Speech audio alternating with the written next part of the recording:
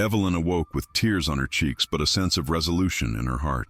She rose and went to her study where the portrait from the Devil's Pulpit hung in its simple frame. In the early morning light, the face in the veil seemed more distinct than ever, no longer screaming in anguish but shouting in liberation. She touched the glass briefly, a gesture of farewell and gratitude.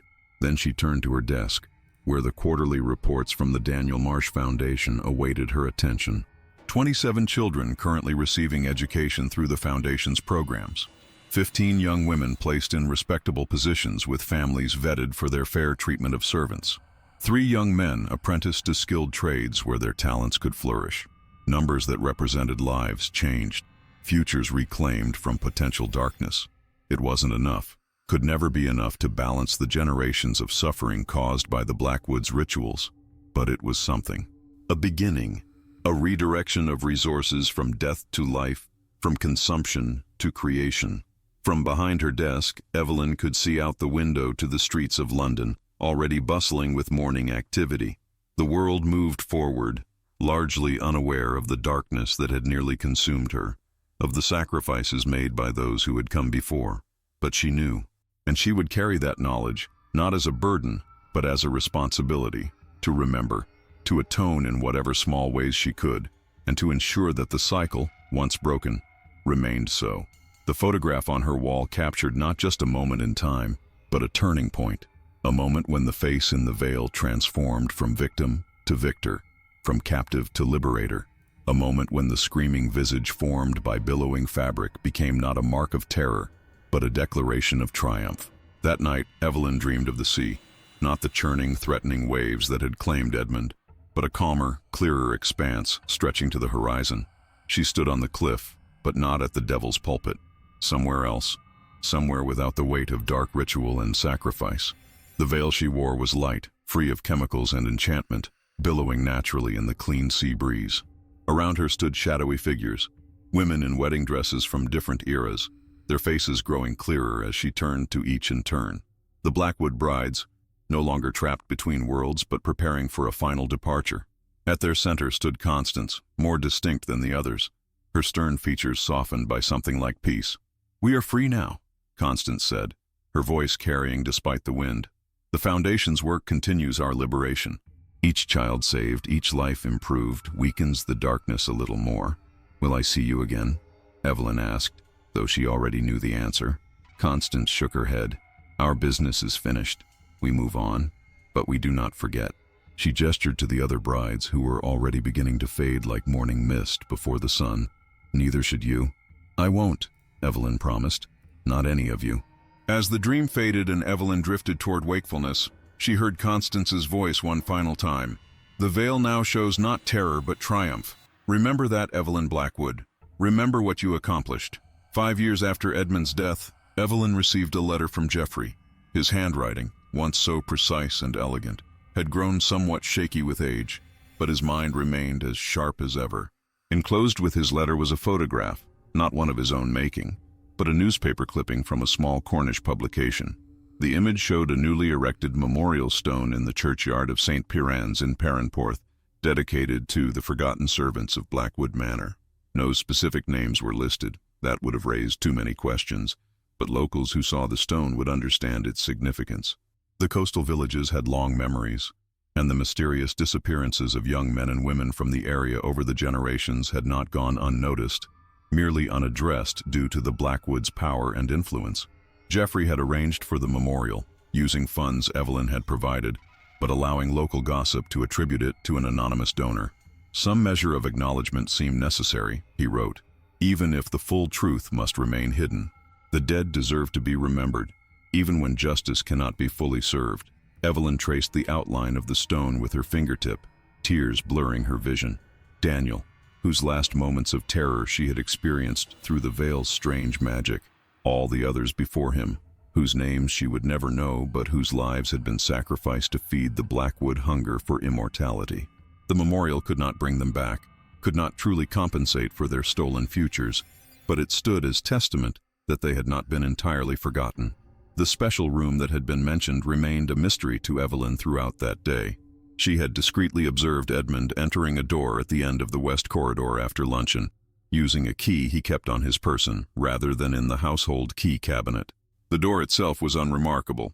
Oak, like most in the manor, with a simple brass handle, but the fact that he had locked it behind him suggested contents more valuable or private than the typical study or smoking room. She had lingered in the corridor after he entered, straining her ears for any sound that might provide a clue to the room's purpose. For several minutes, there had been nothing but silence. Then, faintly, she had detected the clink of glass against glass, followed by what sounded like the rustle of papers or fabric. Most curious of all had been a faint, rhythmic chanting, too low for her to discern the words, but unmistakably Edmund's voice, pitched in a monotone unlike his normal speaking voice. Evelyn had retreated then, unwilling to be caught eavesdropping, but the mysterious sounds had remained with her, adding to the growing catalogue of oddities she had encountered since arriving at Blackwood Manor. What sort of special room required locked doors and chanting? And why did the staff refer to it with such obvious discomfort? Welcome to Shadow Frames, where we uncover the stories that lie beneath the surface of forgotten images. Today, we delve into the mysterious tale behind a most peculiar photograph taken in the summer of 1895. The photograph itself appears unremarkable at first glance. A newlywed couple standing by the churning Atlantic, the bride's delicate veil billowing in the sea breeze. But look closer at that gossamer fabric caught in the wind, and you might see what generations of viewers have claimed to see. The unmistakable visage of a woman, mouth agape in a silent scream. Some dismiss it as mere pareidolia, the tendency of the human mind to find faces in random patterns. Others believe it captures something far more sinister. Tonight, we explore the darkness behind this haunting image and the tragic fate of those immortalized within its frame. Our story begins in London, spring of 1895. The city was alive with the promise of a new century approaching. Electric lights gradually replacing gas lamps, motor carriages occasionally sputtering past horse-drawn hansoms, and the wealthy elite still riding high on the prosperity of the Victorian age, blissfully unaware of the great changes that would soon reshape their world. The streets teemed with the contrasts of London society, gentlemen in top hats and frock coats striding past street urchins, selling matches and flowers, while ladies in bustled dresses navigated the cobblestones, careful to avoid the ever-present horse dung that was the unavoidable consequence of the city's primary mode of transportation.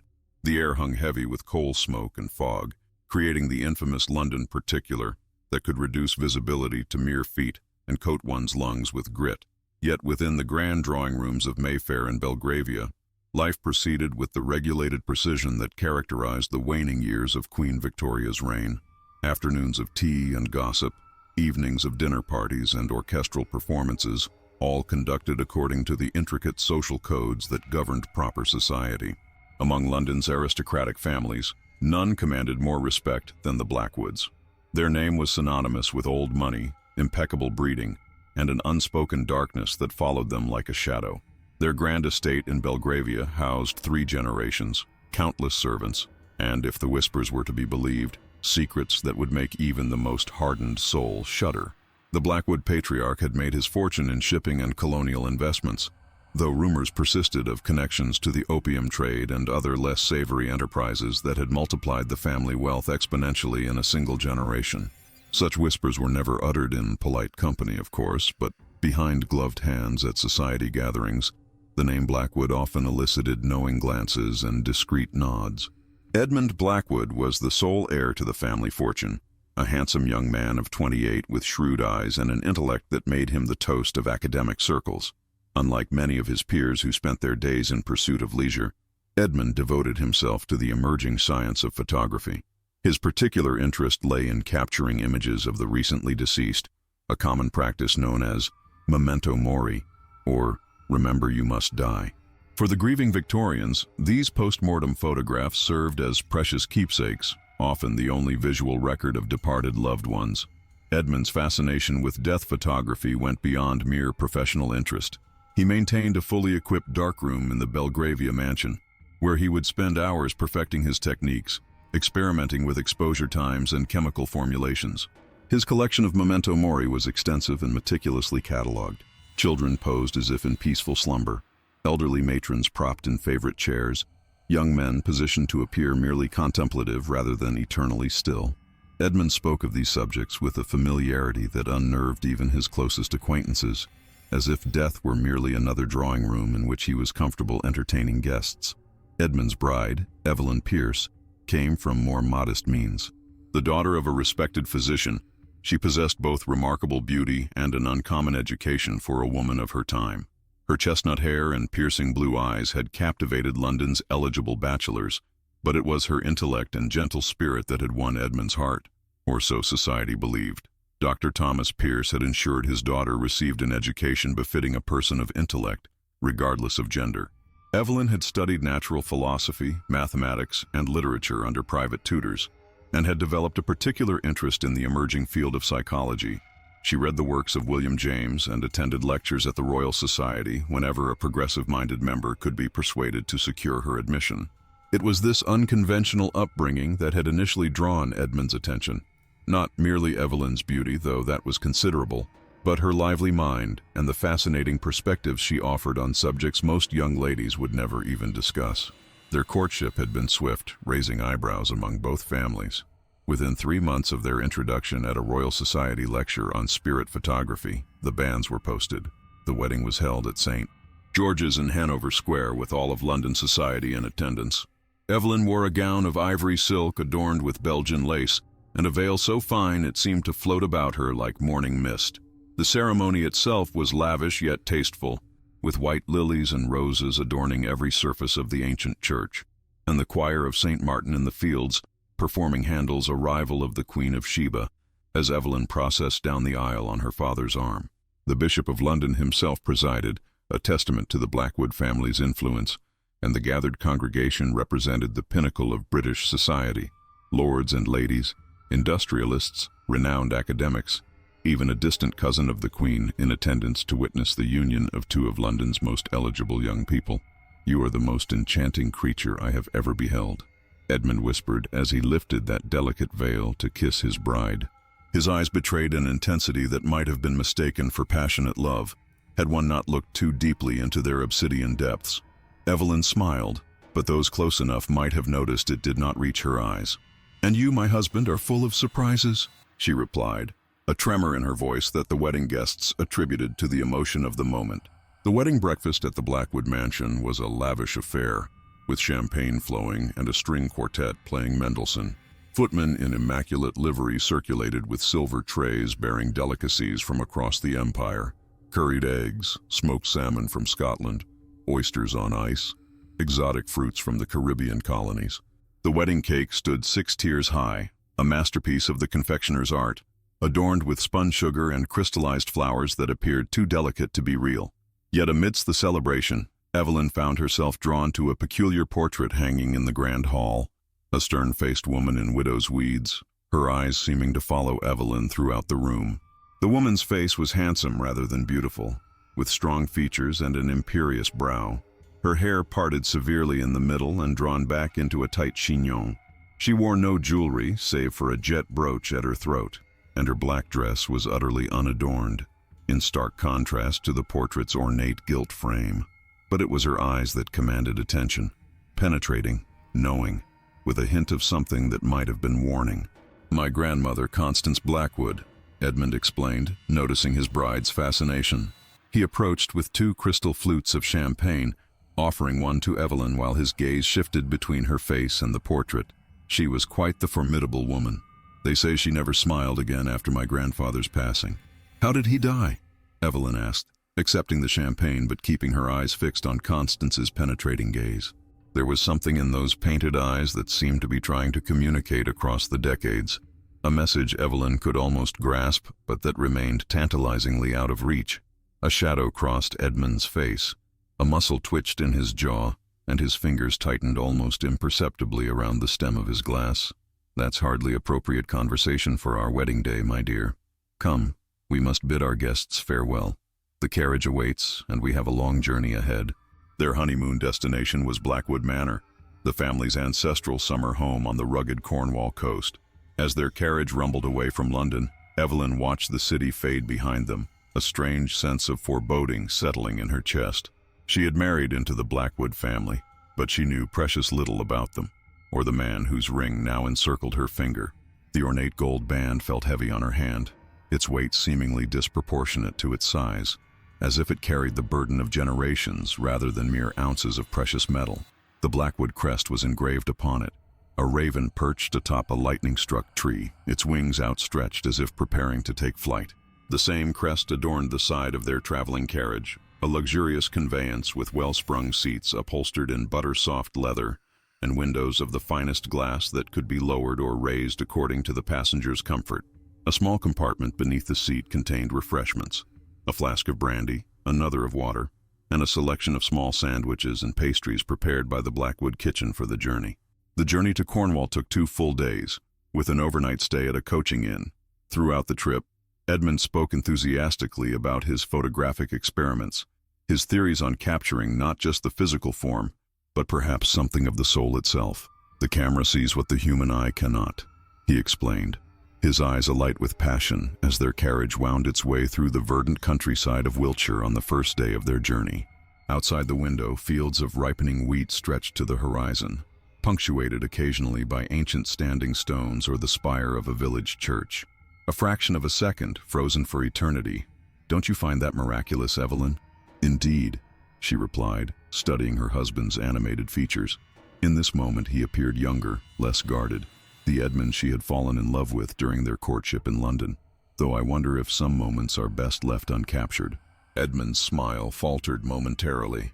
His hand, which had been gesturing expansively, fell to his lap, and something cold flickered behind his eyes before being quickly shuttered away. Nonsense. Knowledge must never be feared, only the lack of it. As their carriage crested the final hill on the second evening, Blackwood Manor came into view, a formidable stone structure perched on a cliff overlooking the restless Atlantic.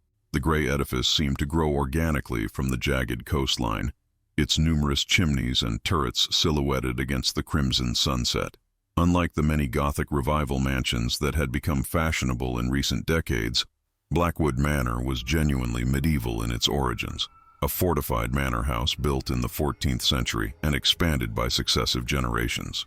Parts of the structure dated from Tudor times, others from the Restoration, creating an architectural palimpsest that spoke of the family's enduring presence on this windswept coast. The approach to the house led through an ancient woodland, gnarled oak and ash trees forming a canopy over the rutted lane. As the daylight faded, shadows seemed to reach for the carriage like grasping hands, and the wind through the branches created whispers that might almost have been words.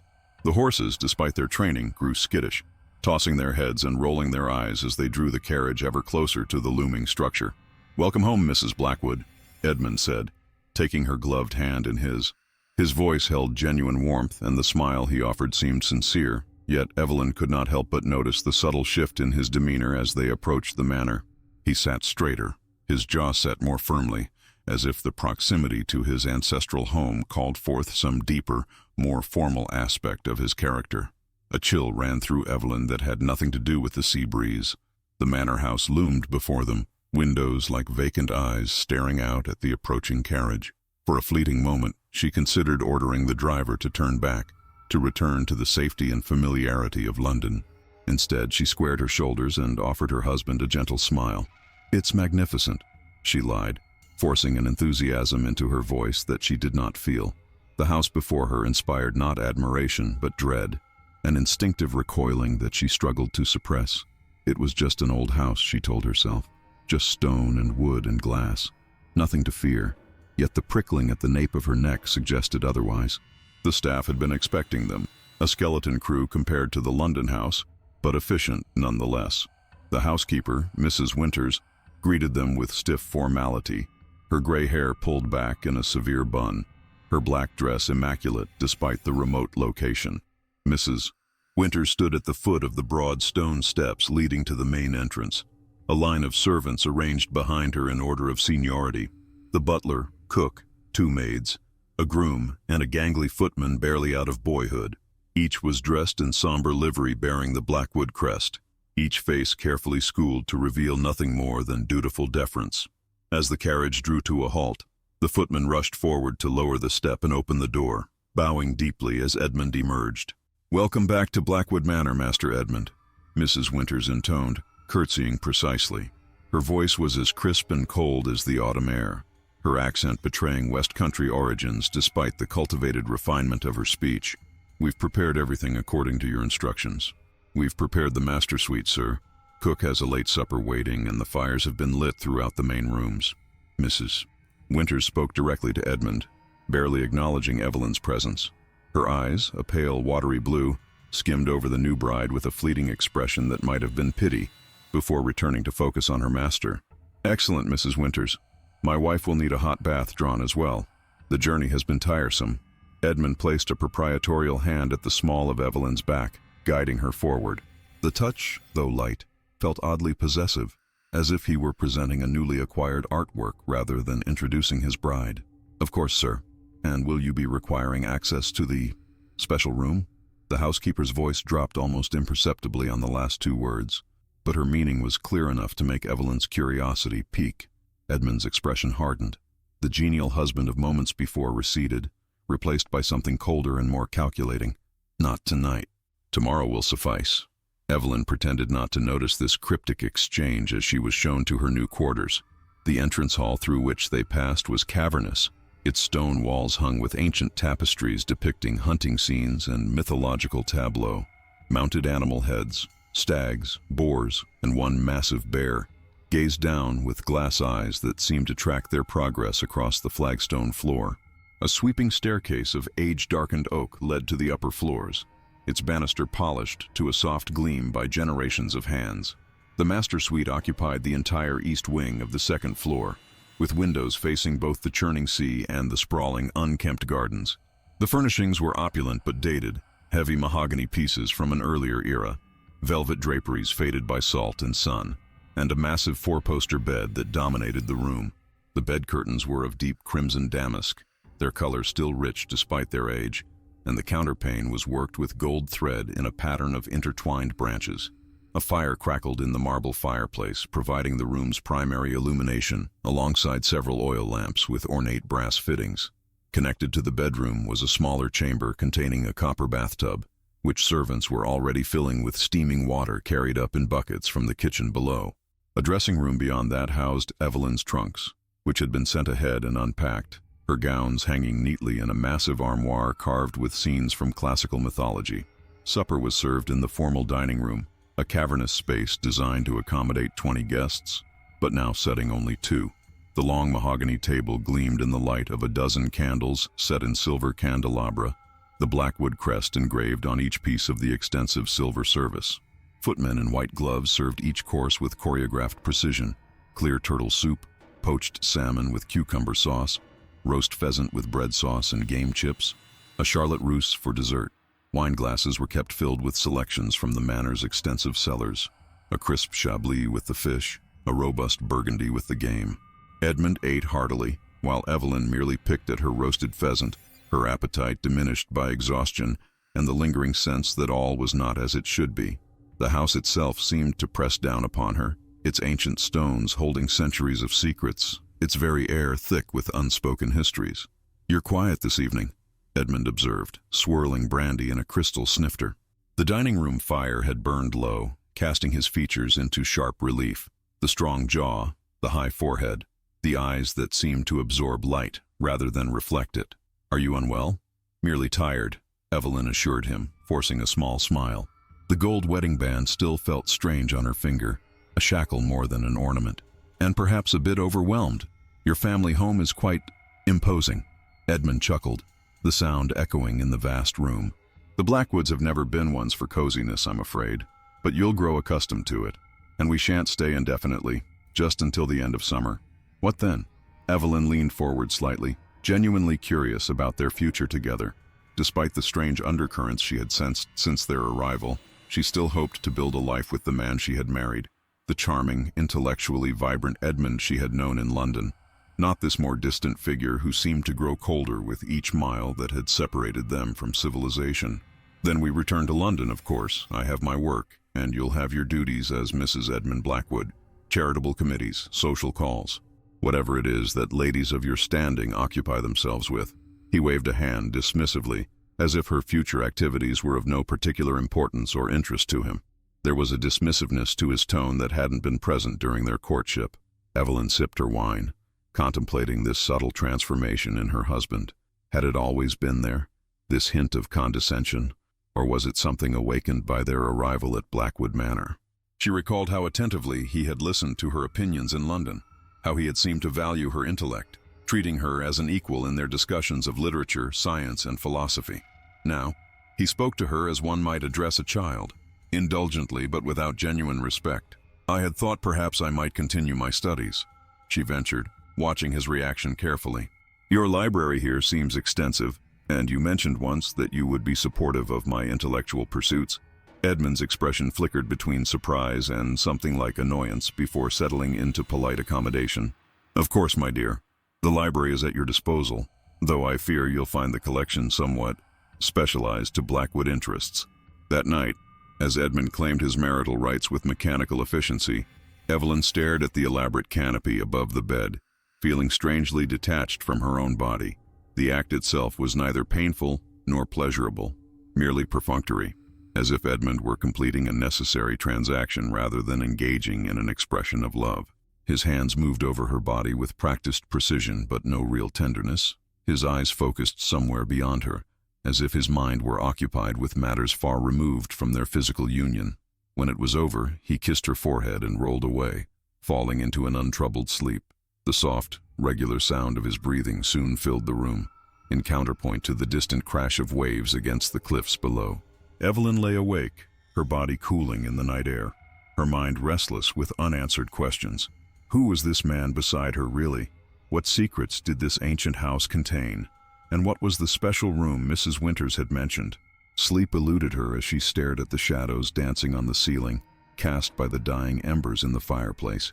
Just as she was finally drifting off, a woman's laughter, soft and melodious, seemed to float through the room.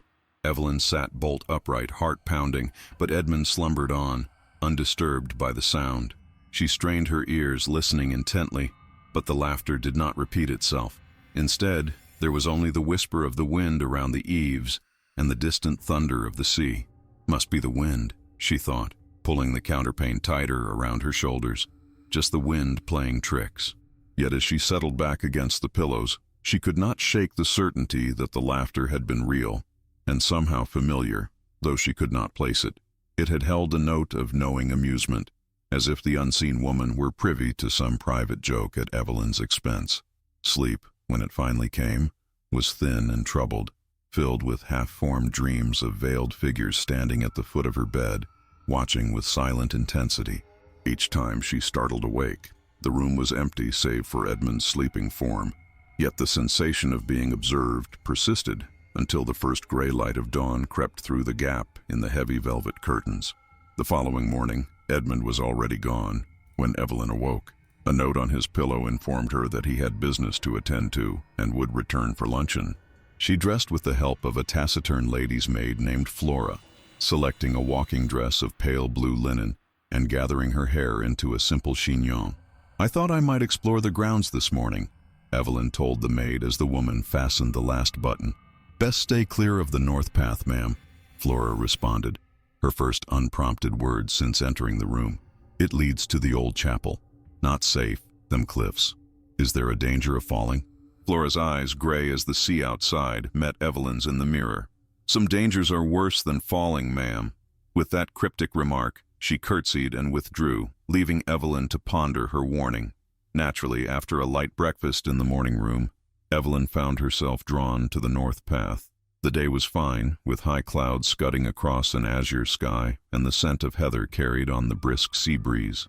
The path was overgrown in places, suggesting infrequent use but still discernible as it wound through scrubby gorse bushes toward the cliff top.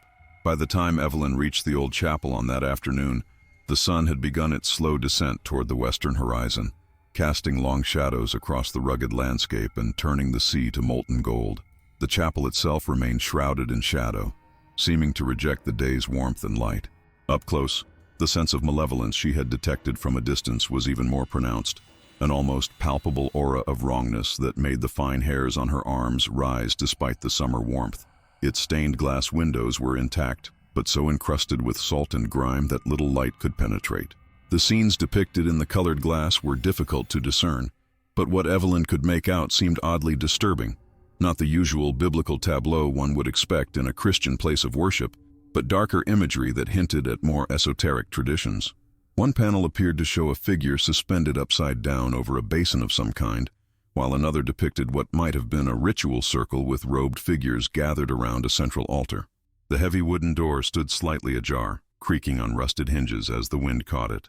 A smell emanated from within, not the expected mustiness of an abandoned building, but something sharper and more chemical, reminiscent of the photographic substances Edmund used in his dark room. Against all better judgment, Evelyn approached. "Hello?" she called, her voice thin in the open air. "Is anyone there?"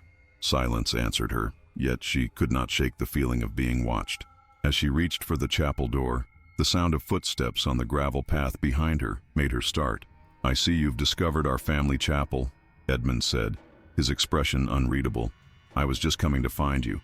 Your note said you had business until luncheon," Evelyn replied, her heart still racing from the fright he'd given her.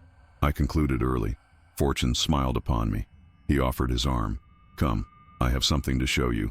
Edmund's explanation of the Blackwood Chapel as they walked back to the manor was detailed yet somehow evasive, focusing on architectural features and historical anecdotes while skillfully avoiding any mention of its current use or the strange chemical odor Evelyn had detected.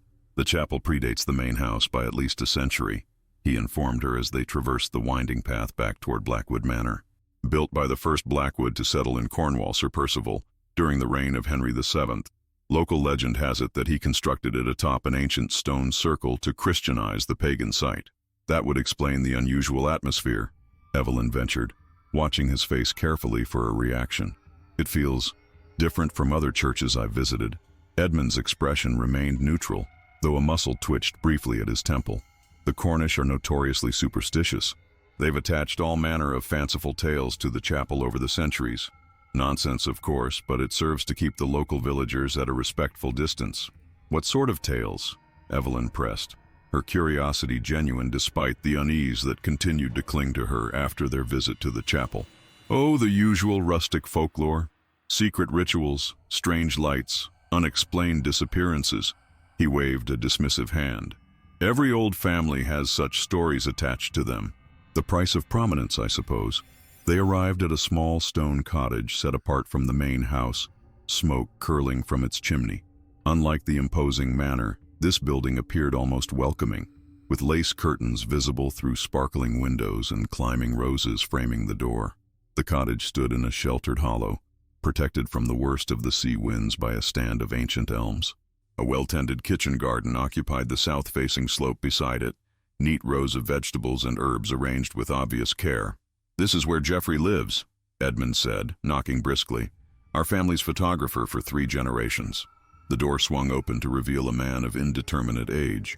He could have been 40 or 70, his face deeply lined, yet his eyes bright and alert beneath bushy white brows. He wore a photographer's smock stained with chemicals, and his fingers were stained sepia and silver.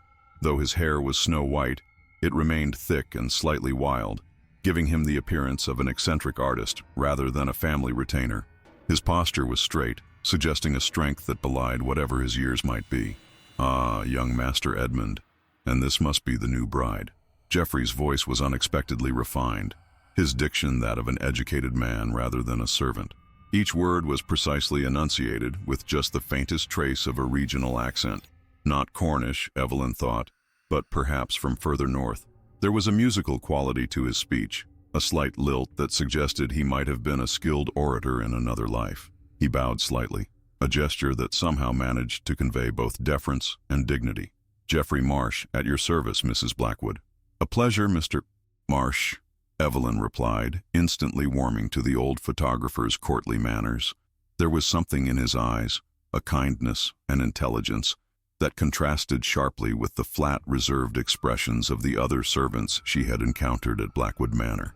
She offered her hand, which Geoffrey took with gentle respect, bowing over it without quite touching it to his lips.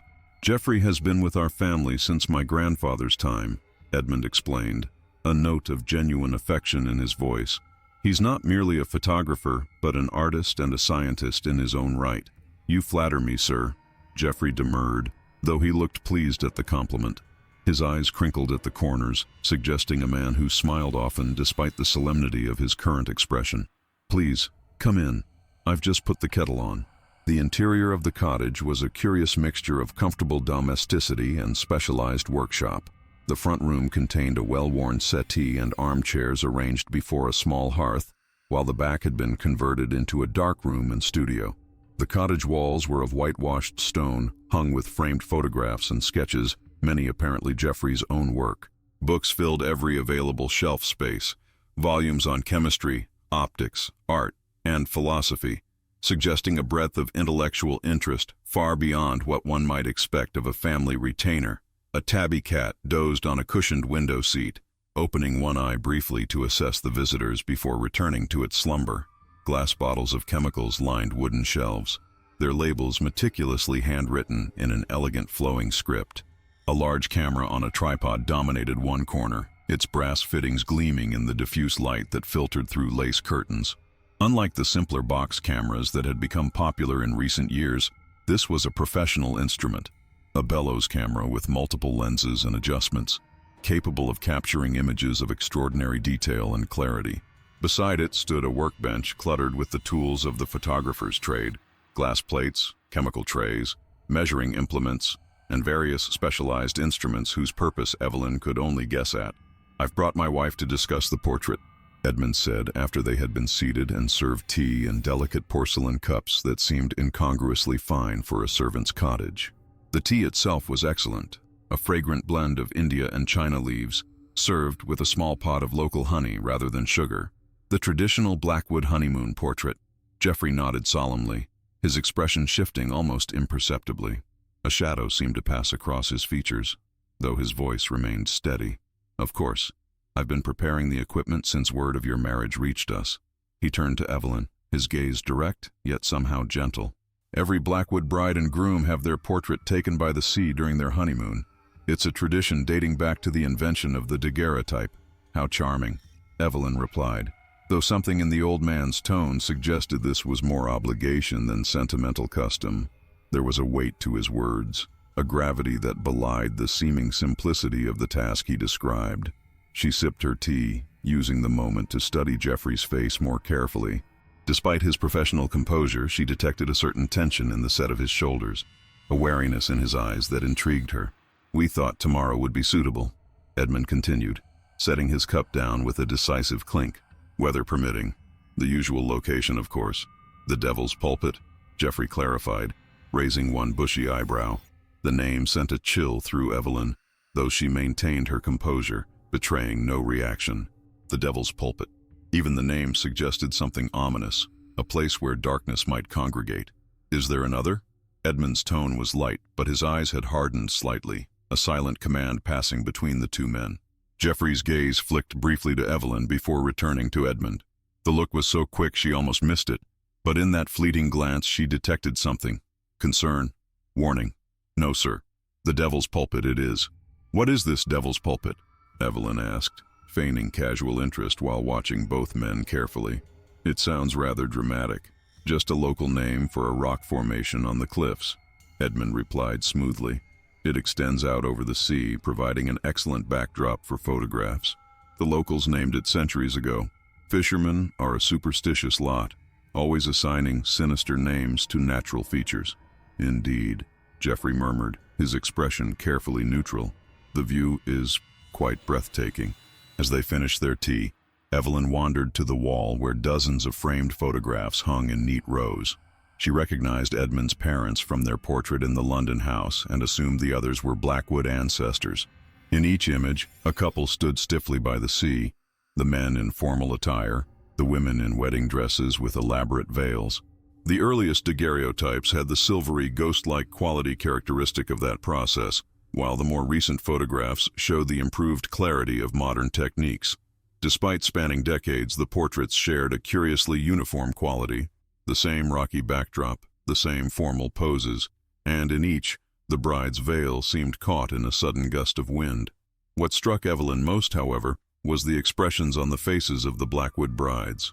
In the earliest images, where longer exposure times necessitated holding still for minutes, The women's features were necessarily composed, but in the more recent photographs, where faster exposure allowed for more natural expressions, she noticed a certain tension, an uneasiness in the eyes of the brides that contrasted with the confident, almost triumphant expressions of their husbands. One portrait in particular caught her attention, a couple who appeared to be in their 30s, the woman's face partially obscured by a veil that seemed to be caught in a violent gust of wind, unlike the other portraits, where the veils merely billowed attractively. In this image, the fabric appeared almost alive, twisting and contorting in a way that, viewed from certain angles, created an unsettling illusion. Within the folds and shadows of the white fabric, a pattern emerged that resembled a face, mouth stretched wide as if in a scream or a shout of rage. Evelyn leaned closer, entranced and disturbed in equal measure. The woman's visible features were beautiful but tense, her eyes wide and alert, almost wary. The man beside her stood ramrod straight, one hand possessively at her waist, his expression one of supreme confidence.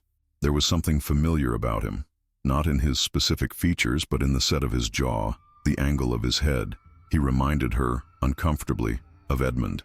"That would be your husband's grandparents," Jeffrey said, appearing at her elbow. His voice was soft, pitched for her ears alone while Edmund examined a new camera lens across the room. Thaddeus and Constance Blackwood, taken in the summer of 1835. "The same Constance whose portrait hangs in the London house?" Evelyn asked, recalling the stern-faced woman in widow's weeds. She glanced at Jeffrey, struck by the intensity of his gaze as he studied the photograph. There was something deeply personal in his expression, not merely the appreciation of an artist for his work, but something more complex, more emotional. "The very same. A formidable woman by all accounts." Jeffrey's voice held a note of what might have been admiration, or perhaps something deeper. His fingers twitched slightly at his side, as if he might reach out to touch the image, but thought better of it. "Edmund mentioned his grandfather died young. What happened to him?" Evelyn kept her voice casual, though her curiosity was genuine. The more she learned about the Blackwood family, the more questions arose, each answer spawning new mysteries rather than resolving existing ones. Jeffrey's expression remained neutral, but something flickered in his eyes, a brief shadow of old pain quickly suppressed. A tragic accident shortly after that portrait was taken. He was found at the bottom of the cliffs near the Devil's Pulpit. Whether he fell or jumped remains a matter of some speculation. The words were delivered evenly, yet Evelyn sensed layers of meaning beneath them, currents of unspoken knowledge. "Jeffrey?" Edmund's voice cut sharply across the room. He had set down the lens and was watching them with narrowed eyes, his posture tense. "I believe we've taken enough of your time for today. We'll see you tomorrow at the appointed hour." The abrupt interruption startled both Evelyn and Jeffrey, creating a moment of awkward silence. The old photographer recovered first, nodding deferentially. "Of course, Master Edmund. I shall be ready with all the necessary equipment." There was a subtle shift in Jeffrey's demeanor, a retreat behind professional formality that erased the momentary intimacy of their conversation. Yet as they prepared to leave, he caught Evelyn's eye briefly, a look passing between them that she couldn't quite interpret, but that left her with the distinct impression that there was much more he wished to tell her. Edmund placed a proprietary hand at the small of Evelyn's back, guiding her toward the door with barely disguised impatience. His fingers pressed into her spine with unnecessary force, a silent reprimand that made her stiffen beneath his touch. The walk back to the manor was silent, tension humming between the newlyweds like an over-tightened violin string. The afternoon sun had begun its descent toward the horizon, casting long shadows across the path and turning the granite walls of Blackwood Manor to burnished gold. Gulls wheeled overhead, their cries seeming oddly mournful in the otherwise still air. It wasn't until they were inside the grand entrance hall, their footsteps echoing on the flagstone floor, that Evelyn spoke. She turned to face her husband, meeting his gaze directly despite the flutter of apprehension in her chest. "Why did you cut our visit short? Mr. Marsh was just telling me about your grandfather." Her voice was steady, though she felt anything but. Something had changed in Edmund since their arrival at the manor, or perhaps the change had always been there, merely concealed beneath charm and courtship manners, waiting for the moment when she was legally bound to him to reveal itself. Edmund's jaw tightened. A muscle twitched beneath his left eye, a tell she had never noticed before. "Jeffrey talks too much, especially about matters that don't concern him. Or you, for that matter." The words were clipped, precise, each one delivered with the sharp edge of authority. "Surely your family history concerns me now that I'm a Blackwood." Evelyn countered, lifting her chin slightly. She was not by nature confrontational, but neither was she willing to be dismissed so easily. Her father had raised her to think independently, to question rather than merely accept, qualities that Edmund had once claimed to admire but now seemed to find inconvenient. "You've taken the name, Evelyn, not the burden of its past." His voice softened as he took her hands in his. The transformation was startling, anger giving way to tenderness in the space of a heartbeat. His thumbs traced gentle circles on her palms, and his eyes, when they met hers, held the warmth she remembered from their courtship. "Forgive me. I simply wish for our honeymoon to be about us, our future, not the tragedies of generations past." His sudden shift from coldness to warmth left Evelyn disoriented. This was the Edmund she had fallen in love with in London. Charming, attentive, his eyes filled with genuine affection. She allowed herself to be mollified, but the questions about Thaddeus Blackwood's fate remained lodged in her mind like splinters. "I understand," she said, though she didn't, not really. "But you must allow that your family is fascinating, and as your wife, I naturally wish to know more about them." "And you shall," Edmund promised, raising her hands to his lips. "But there is time enough for dusty family histories. For now, would you not rather explore the gardens? The rose walk is particularly lovely at this hour." That afternoon, while Edmund sequestered himself in what the staff referred to as his special room, Evelyn sought out Mrs. Winters. The manor was vast, with numerous rooms whose purposes remained mysterious to her. Locked doors that no one seemed inclined to explain, corridors that led to sealed wings, staircases that ascended to floors she had not yet explored. It was a house designed for concealment, for the keeping of secrets. She found the housekeeper in the linen room, a long, narrow chamber on the ground floor where the household's considerable supply of bedding, tablecloths, and napery was stored. Floor-to-ceiling cupboards of polished oak lined the walls, their contents organized with military precision.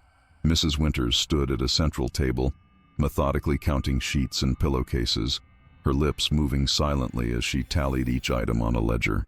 "Mrs. Winters, I wonder if you might satisfy my curiosity about something." Evelyn spoke quietly, not wishing to startle the older woman, but Mrs. Winters jumped nonetheless, one hand flying to her throat as if to stifle a cry. "Mrs. Blackwood, I didn't hear you approach." The housekeeper's voice betrayed a nervousness at odds with her otherwise composed demeanor. She smoothed her already immaculate apron, a gesture that seemed more habit than necessity. "How may I assist you? I was admiring the honeymoon portraits at Mr. Marsh's cottage.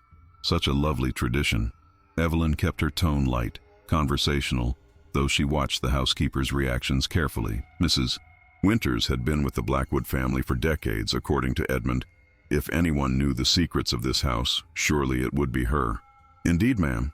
Mrs. Winters' tone was carefully neutral, her eyes fixed on the ledger before her rather than meeting Evelyn's gaze.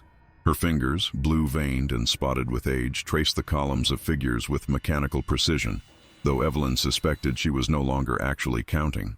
"I noticed they were all taken at a place called the Devil's Pulpit. Rather an ominous name, isn't it?" Evelyn moved a step closer, her skirts rustling against the polished floorboards.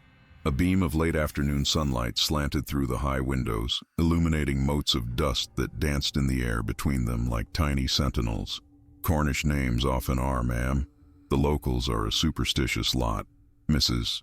Winters closed her ledger with a decisive click, her movements precise but slightly too controlled, as if she were consciously preventing herself from displaying agitation. "And why that particular spot? Is there something special about it?" Evelyn moved casually to examine one of the linen cupboards, running her fingers along the edge of a neatly folded sheet. The fabric was of excellent quality, fine cotton embroidered with the Blackwood crest, yellowed slightly with age but meticulously maintained. Mrs. Winters hesitated, her hands clasping and unclasping before her apron. For a moment, Evelyn thought she might refuse to answer, but then the older woman sighed, a sound of resignation rather than impatience. "It's where the first Blackwood lord built the chapel, ma'am, on the site of an ancient stone circle, or so the story goes. The locals didn't take kindly to that, said it was tempting fate, hence the name." Mrs. Winters' voice had dropped to little more than a whisper, as if the walls themselves might be listening. "I see. And Edmund's grandfather, he fell from there, didn't he?" Evelyn turned back to face the housekeeper, whose complexion had taken on a grayish cast, despite the warm light filtering through the windows. The housekeeper's face paled slightly. Her lips pressed into a thin line, and she glanced briefly toward the door as if ensuring they were truly alone. "That was before my time, ma'am. I couldn't say. But you must have heard the stories. Mr. Marsh mentioned speculation about whether it was an accident or something else."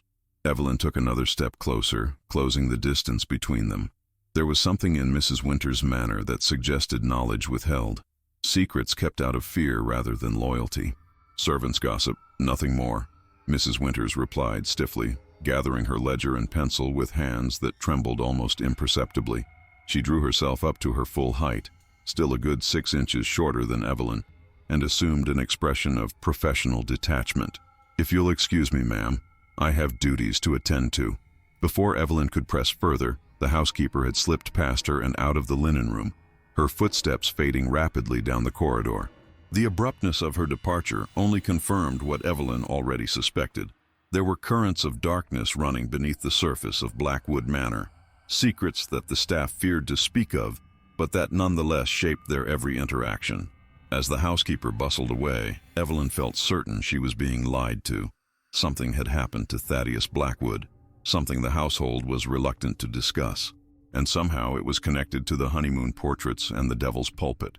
The question was, what could be so terrible that decades later it still inspired such obvious fear? Dinner that evening was a more convivial affair than the previous night. Edmund was in high spirits, regaling Evelyn with tales of his childhood summers at the manor. The grim, distant husband of the afternoon had vanished, replaced by the charming, attentive man she had agreed to marry. He kept her wineglass filled, laughed readily at her observations, and seemed genuinely interested in her comfort and happiness. "You must forgive the rather austere welcome," he said as they lingered over dessert, a delicate apple Charlotte served with clotted cream. "The staff are not accustomed to having a mistress in residence. My mother preferred London and visited rarely after my father's death." "I found everyone quite efficient," Evelyn replied diplomatically, though perhaps a bit reserved. Edmund chuckled. "Country manners. They'll warm to you in time, especially once they see how happy you've made me." He reached across the table to take her hand, his thumb caressing her knuckles in a gesture that would have thrilled her during their courtship but now struck her as oddly calculated. "I thought we might walk along the beach tomorrow morning before our portrait session." Evelyn forced a smile, determined to play along with his sudden affability, while her mind continued to work at the puzzle of his mercurial moods and the house's secrets. "I'd like that very much. The tide pools here are fascinating," he enthused, gesturing with his dessert spoon. "As a child, I would spend hours examining the creatures trapped within them when the tide receded. Sea anemones, tiny crabs, starfish, entire worlds contained in those small depressions in the rock." "Trapped?" Evelyn echoed, something about his choice of words striking her as odd. There was a gleam in his eye as he spoke of these imprisoned creatures that made her inexplicably uneasy. "Until the sea returns to claim them," Edmund clarified, setting down his spoon with precision. He dabbed at his lips with a damask napkin, leaving a faint smear of something dark that might have been chocolate or might have been something else entirely.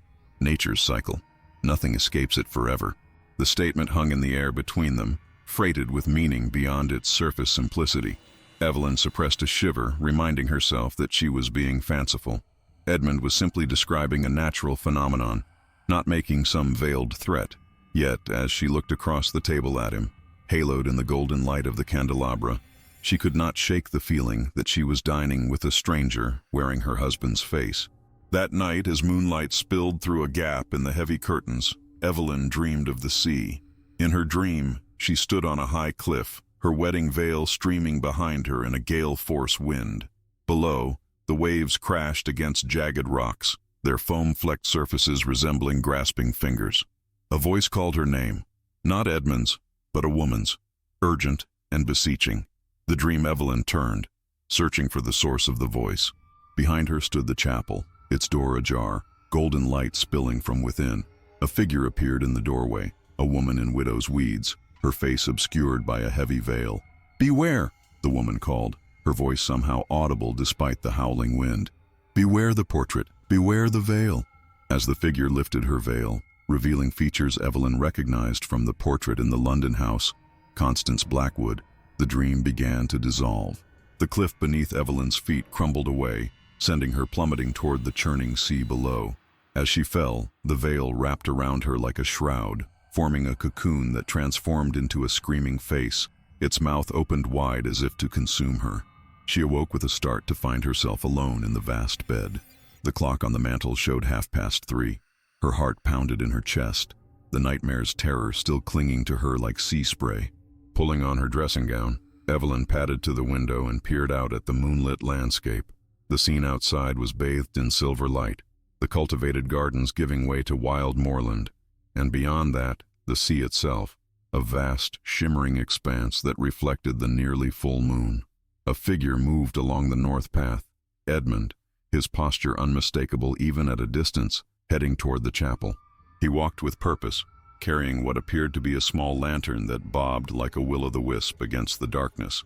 The sight of her husband abroad at such an hour, heading toward the very building that had featured in her nightmare, sent a chill through Evelyn that had nothing to do with the night air seeping through the ancient window panes. What business could he have at the chapel in the middle of the night, and why had he left their bed without waking her? Without stopping to consider the propriety of her actions, Evelyn slipped out of the bedroom. The manor was silent save for the ticking of the grandfather clock in the hall and the distant moan of the wind through ill-fitting casements. The corridors were dark, illuminated only by occasional slivers of moonlight through shuttered windows. She navigated by touch as much as sight, her fingers trailing along the paneled walls to guide her path. She found a shawl draped over a chair in the sitting room and wrapped it around her shoulders before stepping out into the night. The air was cool and damp, heavy with the scent of salt and impending rain. The moon, briefly obscured by clouds as she exited the house, emerged again to light her way across the manicured lawn and onto the rougher path that led north toward the chapel. The path to the chapel was treacherous in the dark, loose stones threatening to turn an ankle with each step. Evelyn kept her eyes fixed on the dim light that now shone from within the chapel, visible through its filthy windows. The building seemed to crouch against the landscape, malevolent and watchful, its stones gleaming dully in the moonlight. As she drew closer, she could hear voices, Edmund's and another, higher-pitched but unmistakably male. The second voice sounded young and frightened, rising occasionally in what might have been protest before being hushed to a lower register. Evelyn slowed her pace, moving carefully to avoid dislodging stones that might betray her presence. The chapel door stood ajar as it had that morning. Evelyn crept close and peered through the gap. What she saw made her blood run cold. Edmund stood before the altar, which had been draped in black cloth.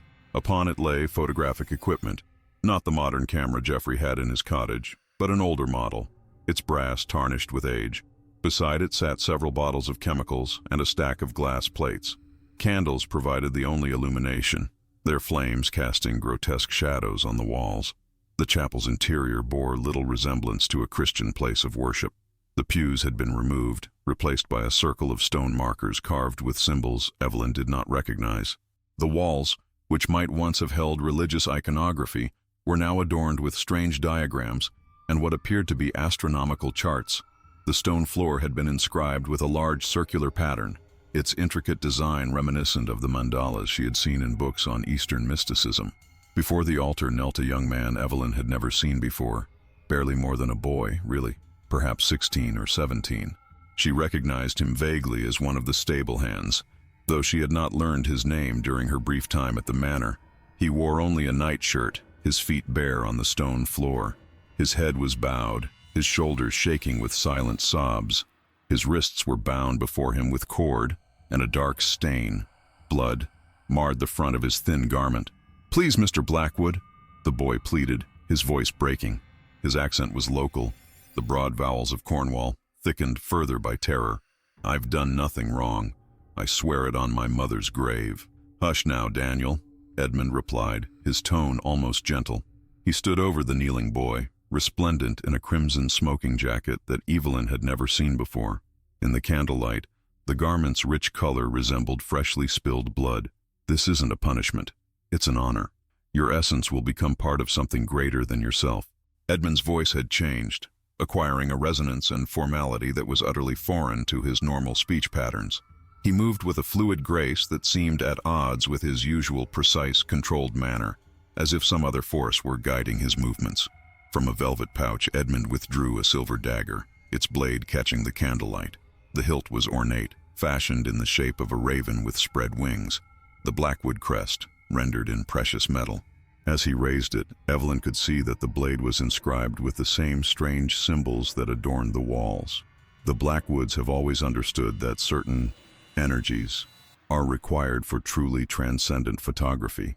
My grandfather discovered the technique, my father refined it, and I have perfected it. Edmund's voice had taken on a lecturing tone, as if he were addressing a student rather than a terrified captive. He moved to the altar, adjusting the position of the camera with meticulous care, checking the alignment of the glass plates. The human soul, Daniel. That's what ordinary photographers can never capture.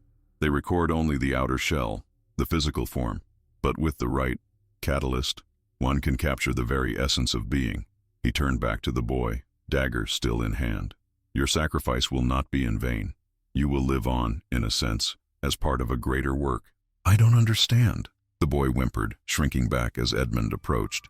His eyes, wide with terror, darted toward the door, toward where Evelyn stood watching, though the angle prevented him from seeing her. Please, sir, let me go. I won't tell anyone about this. I swear it. You don't need to understand. You need only serve your purpose. Edmund raised the dagger higher, the blade gleaming wickedly in the candlelight. The portrait tomorrow requires preparation, and you, my boy, are an essential ingredient. Evelyn must have made some small sound of distress, for Edmund's head snapped up, his gaze locking with hers through the partially open door. For a moment, husband and wife stared at each other, he with shock rapidly transmuting to fury, she with dawning horror. The tableau held for a heartbeat. Edmund with dagger raised, the boy cowering on the stone floor, Evelyn frozen in the doorway, her hand pressed to her mouth to stifle a scream. Then Evelyn gathered her nightclothes and fled, running blindly back toward the manor, heedless of the stones that cut her bare feet or the brambles that tore at her arms.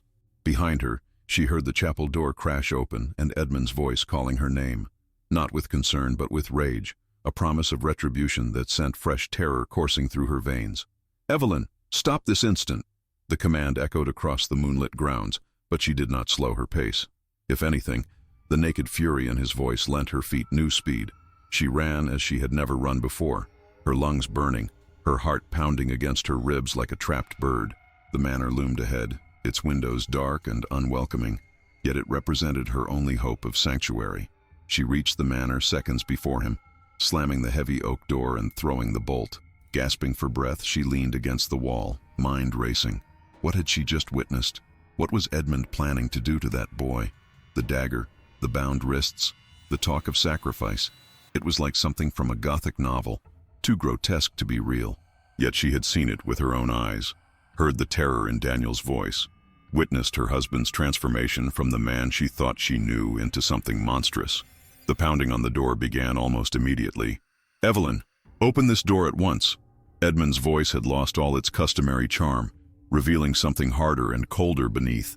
Each blow against the oak panels sent reverberations through the entrance hall, the ancient wood creaking ominously under the assault. Go away, she cried, backing away from the door. Stay away from me. You misunderstand what you saw, he called back, his tone now wheedling, attempting reasonableness, though the underlying rage remained audible. Let me explain. Please, Evelyn.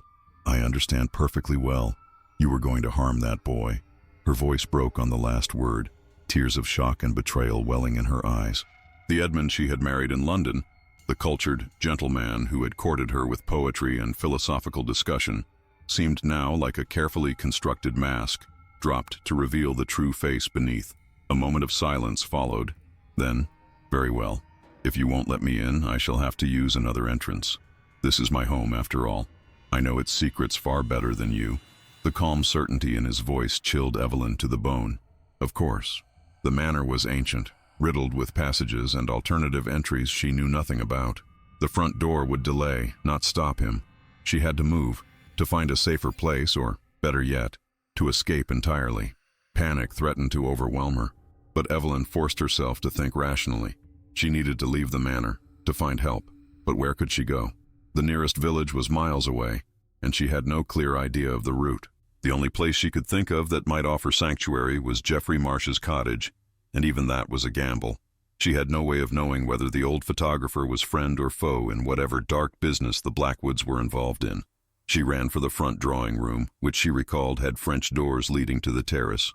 They were locked, but the key was in place. With trembling hands, she turned it and stepped out into the night once more.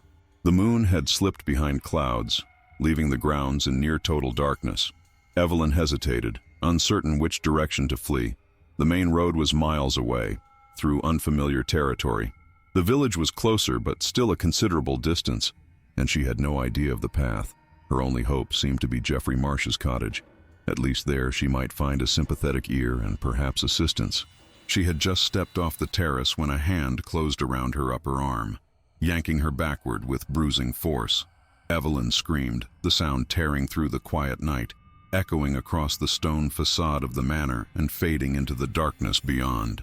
"Hush!" It was Flora, the lady's maid, her face pale in the darkness. Her grip on Evelyn's arm was surprisingly strong for such a slight woman, her fingers digging into the flesh with desperate urgency. "This way, quickly." Too startled to protest, Evelyn allowed herself to be pulled along the side of the house to a small door half hidden by ivy. Flora produced a key and ushered her inside, locking the door behind them. They were in a narrow service corridor that Evelyn hadn't known existed, one of the many secret passages Edmund had alluded to. The walls were unadorned stone, damp to the touch and furred with lichen in places. A single oil lamp, which Flora had apparently left burning nearby, provided meager illumination. "Where are we going?" Evelyn whispered, her voice barely audible over the pounding of her heart. She was acutely aware of her state of undress, barefoot, in her nightgown and dressing gown, with only the borrowed shawl for additional warmth. Flora, by contrast, was fully dressed despite the late hour, as if she had been expecting trouble. "Somewhere he won't think to look for you," Flora replied grimly. "At least not right away." The maid's expression was tense, her movements swift and purposeful as she led the way along the corridor. Unlike her usual deferential manner, she now projected an air of authority that suggested she knew exactly what she was doing. "I heard your scream. I've been watching for incidents since you arrived." They ascended a tight spiral staircase, emerged into a hallway Evelyn recognized as being near the master suite, then continued up another, narrower set of stairs. These led to the attic, a vast space under the eaves filled with sheet-covered furniture and trunks. Dust motes danced in the beam of Flora's lamp, and the air was thick with the scent of mothballs and aged fabric. From somewhere in the rafters came the soft rustling of disturbed birds or perhaps bats, but otherwise the space was eerily silent, the thick stone walls of the manor effectively muffling any sounds from outside or below. Flora lit a lamp, adjusting the wick to provide just enough light to see by without being visible from outside. The attic windows were small and grimy, but a determined observer might spot light through them if they were too bright. "You should be safe here until morning," she said. "He rarely comes to the attic." "Why are you helping me?" Evelyn asked, clutching her shawl tighter around her shoulders. Now that they had stopped moving, the chill of the unheated space was beginning to seep into her bones. Her bare feet were numb on the rough wooden floorboards, and her nightgown provided little protection against the drafts that whispered through the ancient timbers. Flora's expression was unreadable in the dim light, but there was no mistaking the bitterness in her voice. "Because I know what happens to Blackwood brides." "What do you mean?" The maid glanced nervously at the attic door. "There's no time to explain fully, but you must understand. The portrait tomorrow is not merely a tradition, it's a ritual." "What kind of ritual?" "One that requires sacrifice." Flora moved to a large trunk and opened it, revealing stacks of women's clothing from various eras. "These belong to them, the ones who came before you." Evelyn lifted a delicate lace shawl, similar in style to the one she now wore. The fabric was yellowed with age but still beautiful, its pattern of intertwined roses speaking to the skill of its maker.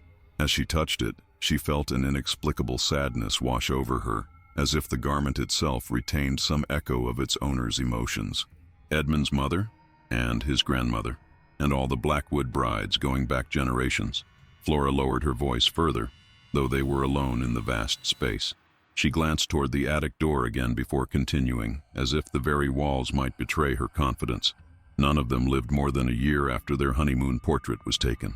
A chill ran through Evelyn, colder and deeper than any caused by the night air. The implications of Flora's statement were too horrific to be immediately grasped, her mind recoiling from the conclusion that logic demanded. "Are you saying they were murdered?" Flora hesitated, weighing her words carefully. When she spoke, it was with the careful precision of someone navigating treacherous ground. Not exactly. The portrait, it does something to them, changes them.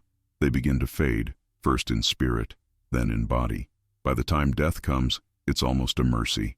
That's impossible, Evelyn protested, though her voice lacked conviction. After what she had witnessed in the chapel, the bound boy, the ritual preparations, Edmund's transformation into someone or something she barely recognized, she found her definition of impossible rapidly shifting. The world she had inhabited as Evelyn Pierce, daughter of a rational physician and student of modern sciences, seemed increasingly distant, replaced by one where ancient rituals and supernatural forces were terrifyingly real. Is it? You saw what the master was doing in the chapel tonight. The Blackwoods have always dabbled in dark arts, especially where photography is concerned. Flora's gaze was intense, her usual subservient manner entirely gone. In this moment, she was not a lady's maid, but a woman with crucial knowledge to impart, regardless of social boundaries. They believe the camera can capture more than just light and shadow. They believe it can capture the soul. The words hung in the air between them, too outlandish to be accepted, yet too specific to be dismissed as mere superstition. Evelyn's academic mind struggled to find a rational explanation, but the evidence of her own eyes, Edmund with the dagger, the strange symbols in the chapel, the terror of the bound boy, resisted any attempt at logical interpretation. A floorboard creaked somewhere below them, and both women froze. Heavy footsteps moved along the corridor beneath the attic, then faded away. They held their breath for several minutes more, ears straining for any sound that might indicate discovery. "What about Jeffrey Marsh?" Evelyn whispered once the footsteps had gone. She kept her voice barely above a breath, though the thickness of the attic floor would likely prevent any sound from traveling to the rooms below. "Is he part of this, whatever it is?" Flora's expression clouded. A complex series of emotions crossed her face. Uncertainty, concern, perhaps even a hint of affection quickly suppressed. "Jeffrey is complicated. He serves the Blackwoods, has done for decades, but he has his own reasons, his own secrets. Could he help me? Help us escape this place?" Evelyn asked, desperate for any ally in what increasingly felt like a nightmare from which she could not wake. The safe, rational world she had known in London seemed impossibly distant now, replaced by this gothic horror of ancient manners and blood rituals. Even the mundane act of breathing felt different here, as if the very air were thick with malevolence. Perhaps. Or he might betray you to the master. Flora straightened her apron with a brisk, professional gesture, visibly collecting herself. Whatever personal feelings she might have about the situation, she was reverting to the practical mindset of a servant with duties to fulfill. "I must return to my quarters before I'm missed. Stay here. Stay quiet. I'll come for you at first light." "Wait." Evelyn caught Flora's arm as she turned to leave. "What about the boy, Daniel? Is he in danger?" Flora's face was grim, her eyes holding a sorrow that seemed to age her beyond her years. "I fear it's too late for Daniel. The ritual has already begun." With that chilling pronouncement, she slipped away, leaving Evelyn alone in the vast, shadowy attic surrounded by the possessions of dead women. The lamp flickered, casting distorted shadows across the piles of trunks and sheet-covered furniture. From somewhere in the distance came the mournful cry of a night bird, a sound so desolate it might have been the wail of a lost soul. Sleep was impossible. Evelyn huddled beneath a dusty counterpane she'd found in one of the trunks, straining her ears for any sound of approach. The attic was cold, the accumulated heat of the day having long since dissipated through the slate roof tiles. She could see her breath forming small clouds in the lamplight, and her extremities had grown numb despite her efforts to warm them by rubbing and flexing. Twice more she heard footsteps in the corridor below, and once Edmund's voice calling her name, so close she feared he must know her hiding place. But the attic door remained undisturbed. Eventually, the footsteps receded, and silence settled once more over Blackwood Manor. As Evelyn waited for dawn, her mind raced through everything she had learned since arriving at this accursed place. The Blackwood honeymoon portraits, the mysterious deaths of previous brides, the ritual in the chapel, the boy Daniel, all pieces of a puzzle that was beginning to form a horrifying picture. Whatever dark purpose Edmund had for her, she was determined not to share the fate of her predecessors. As the first pale light of dawn crept through the small dormer windows, Evelyn made a decision. She would not wait passively for rescue or discovery. Whatever dark purpose Edmund had for her, whatever fate had befallen previous Blackwood brides, she would not succumb to it meekly. Searching through the trunks, she found clothing that would serve her better than a nightgown for what she planned. A plain dark dress that had belonged to someone slightly taller than herself, sturdy boots, and a woolen cloak. The dress was at least 20 years out of fashion, with a narrower skirt than current styles and sleeves that were tight at the wrist, rather than the fuller leg-of-mutton sleeves currently favored. But fashion was the least of her concerns. Practicality and concealment were paramount. She dressed quickly, bundling her hair under a maid's cap also found among the stored items. The disguise was far from perfect. The quality of the fabric and the cut of the garments would betray her as no ordinary servant to anyone paying close attention, but it might allow her to move about unnoticed if observed from a distance or by someone not expecting to see the mistress of the house in such attire. Thus disguised, she crept down the attic stairs and along the corridor toward the servants' passage. The house was beginning to stir. She could hear movement in the kitchen below, the clatter of pots and pans as breakfast preparations began. The scent of baking bread wafted up the stairs, incongruously homely and comforting given the horrors of the previous night. Using the servants' staircase, she descended to the ground floor and slipped out the same ivy-covered door Flora had used the night before. The morning was gray and misty, ideal for her purpose. Keeping close to the house where the shadows were deepest, Evelyn made her way around to the east side of the property, heading for Jeffrey Marsh's cottage. Whether the old photographer was friend or foe remained to be seen, but he represented her best hope of understanding what she'd stumbled into, and possibly of escape. The cottage appeared deserted when she arrived. No smoke rising from the chimney, no light visible through the windows. Evelyn hesitated, then knocked softly. When no response came, she tried the door and found it unlocked. "Mr. Marsh?" she called, her voice barely above a whisper. "Jeffrey?" When no response came, she tried the door and found it unlocked. The hinges creaked softly as she pushed it open, revealing the darkened interior. The cottage was cold, the hearth unlit since the previous day. Evelyn stepped inside, her eyes struggling to adjust to the dimness after the diffuse brightness of the fog-shrouded morning. "Mr. Marsh?" she called again, louder this time. "Jeffrey? Are you here?" The cottage was empty, the hearth cold. The tabby cat she had noticed on her previous visit was curled on its cushion by the window, but it merely opened one yellow eye at her entrance, regarding her with feline indifference before returning to its slumber. In the studio area, however, signs of recent activity were evident. Chemicals freshly mixed in glass beakers, the large camera positioned as if ready for use, a stack of glass plates prepared and waiting. The photographic equipment had been arranged with meticulous care, each component precisely aligned, each chemical bottle labeled in Jeffrey's elegant hand. It was the preparation of a man who took pride in his craft, who approached his work with both scientific rigor and artistic sensitivity. But for what purpose had these preparations been made? The honeymoon portrait that Flora had warned was no mere tradition, but a ritual with deadly consequences. On a small desk beside the darkroom door lay an open journal, its pages covered in Jeffrey's precise handwriting.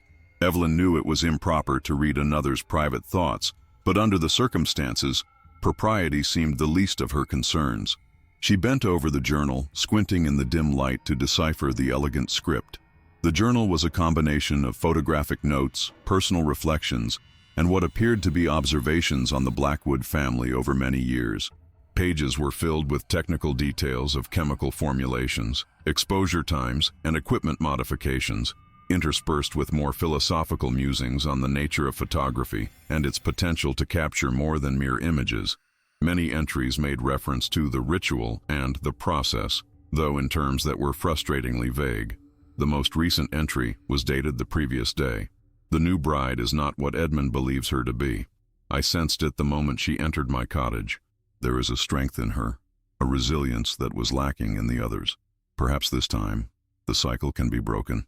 God knows I have tried and failed to break it myself these many years. But if she survives, if she understands in time, there may yet be hope for redemption. For her, for Edmund, even for me. Tomorrow at the Devil's Pulpit will tell." Evelyn frowned, puzzling over the cryptic words. What cycle? What redemption? And what did Jeffrey mean by, "if she survives"? The entry confirmed her growing suspicion that the old photographer knew far more about the Blackwood family's dark practices than he had revealed during their meeting. But was he complicit in them, or working against them in some way? The journal suggested the latter, yet his long service to the family argued for the former. She turned back several pages, hoping for clarity, but found only more questions. One entry, dated 3 years earlier, caught her attention. Another failure. The Williams girl lasted barely 6 months after the portrait. Edmund grows stronger with each absorption, more like his grandfather in temperament if not in wisdom. He lacks Thaddeus's vision, sees only the power to be gained, not the price to be paid. If only Constance had destroyed the text, rather than merely hiding it, but perhaps that was impossible. Some knowledge refuses to be extinguished once awakened. The sound of the door opening behind her made her whirl around, heart pounding. Jeffrey stood in the doorway, his expression unsurprised, as if he had been expecting to find her there. He was dressed for the outdoors in a heavy coat and boots, a walking stick in one hand. His white hair was damp from the mist, and his cheeks ruddy from exertion, suggesting he had been abroad since before dawn. "Mrs. Blackwood," he said quietly, closing the door behind him with deliberate care. His voice held no accusation for her intrusion, only a weary sort of resignation. Or perhaps just Miss Pierce again, given the circumstances. The question carried no judgment, merely an acknowledgement that their situation had moved beyond normal social conventions. Jeffrey set his walking stick by the door and removed his coat, hanging it on a peg with the methodical movements of a man buying time to gather his thoughts. "You know what happened last night?" Evelyn stated rather than asked. She remained by the desk, one hand resting on the open journal, evidence of her invasion of his privacy that she made no attempt to conceal. Whatever games of propriety and social nicety they might have played before, the time for such pretense was past. Jeffrey nodded, moving to the hearth where he began laying a fire with practiced efficiency. "Flora found me at first light. The boy Daniel. He's gone. Whether dead or merely taken elsewhere, I cannot say." His voice was matter-of-fact, but a muscle worked in his jaw, suggesting emotions held tightly in check. "And Edmund?"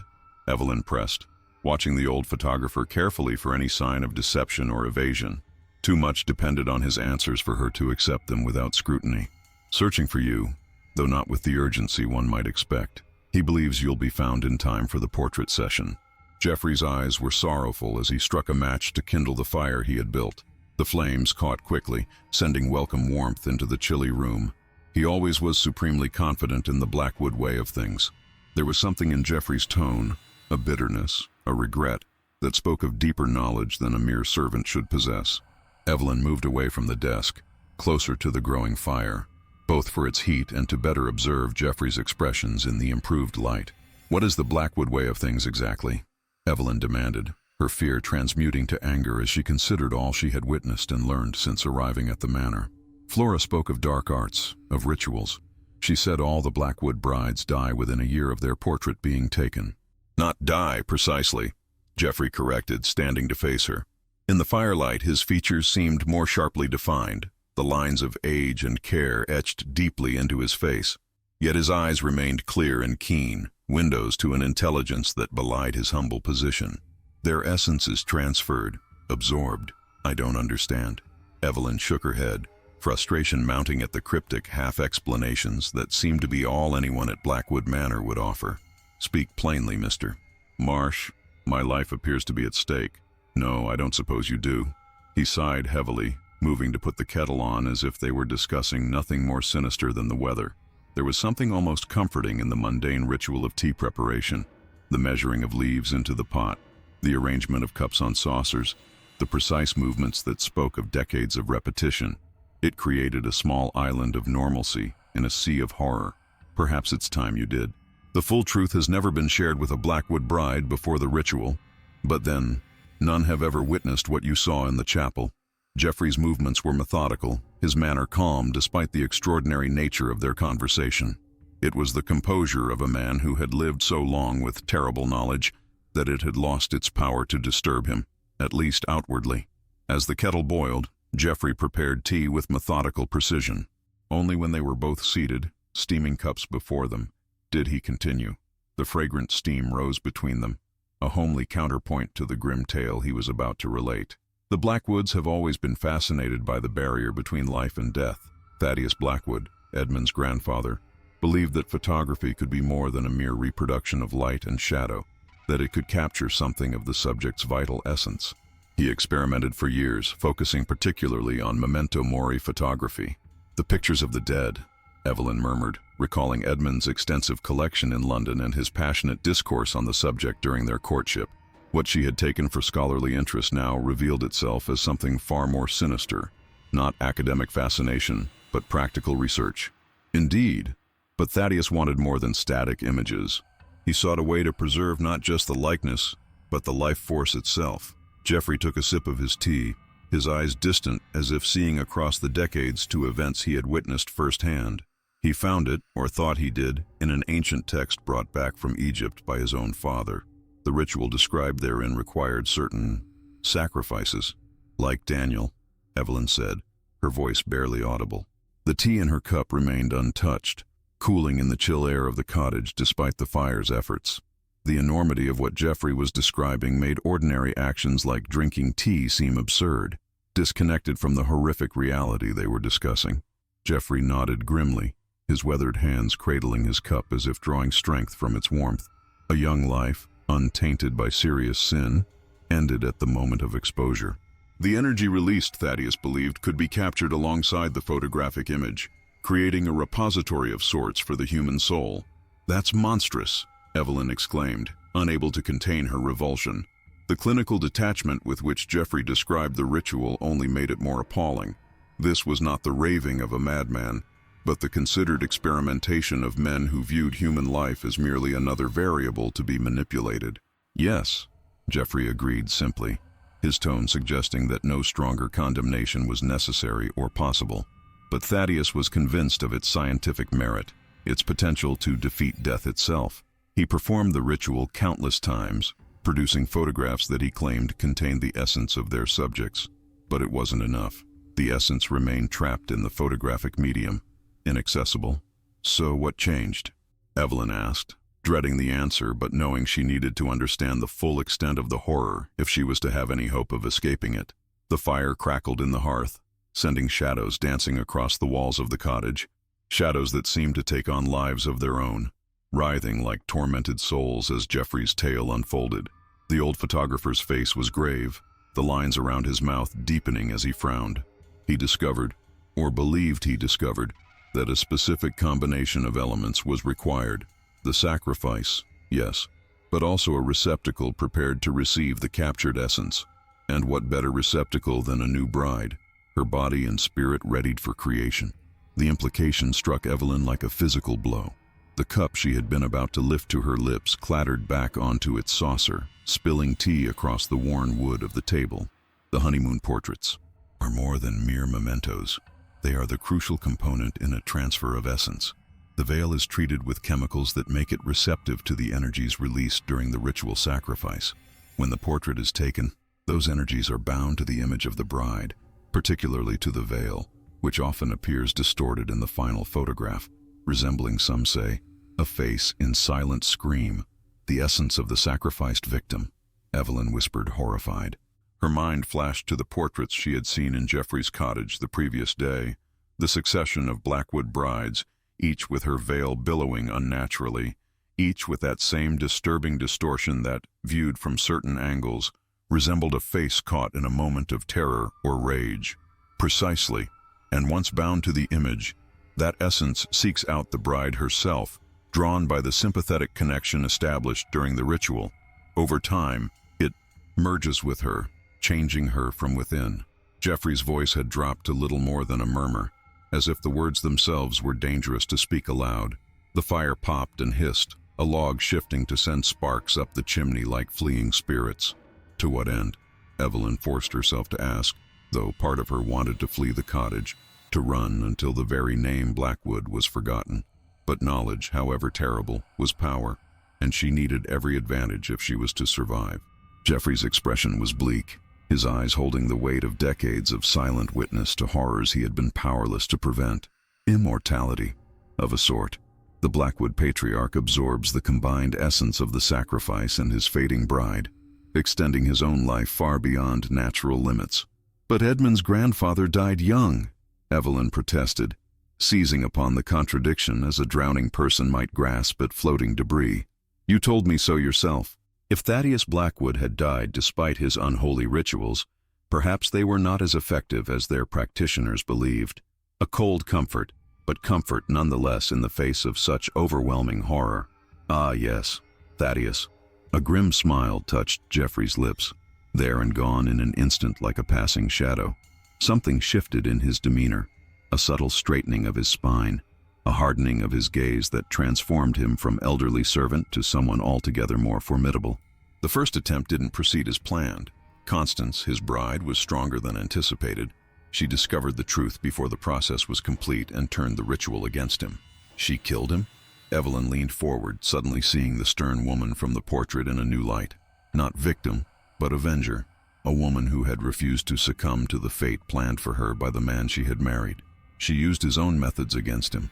On the night he intended to complete the absorption of her essence, she lured him to the devil's pulpit and pushed him from the cliff. His body was found the next morning, broken on the rocks below.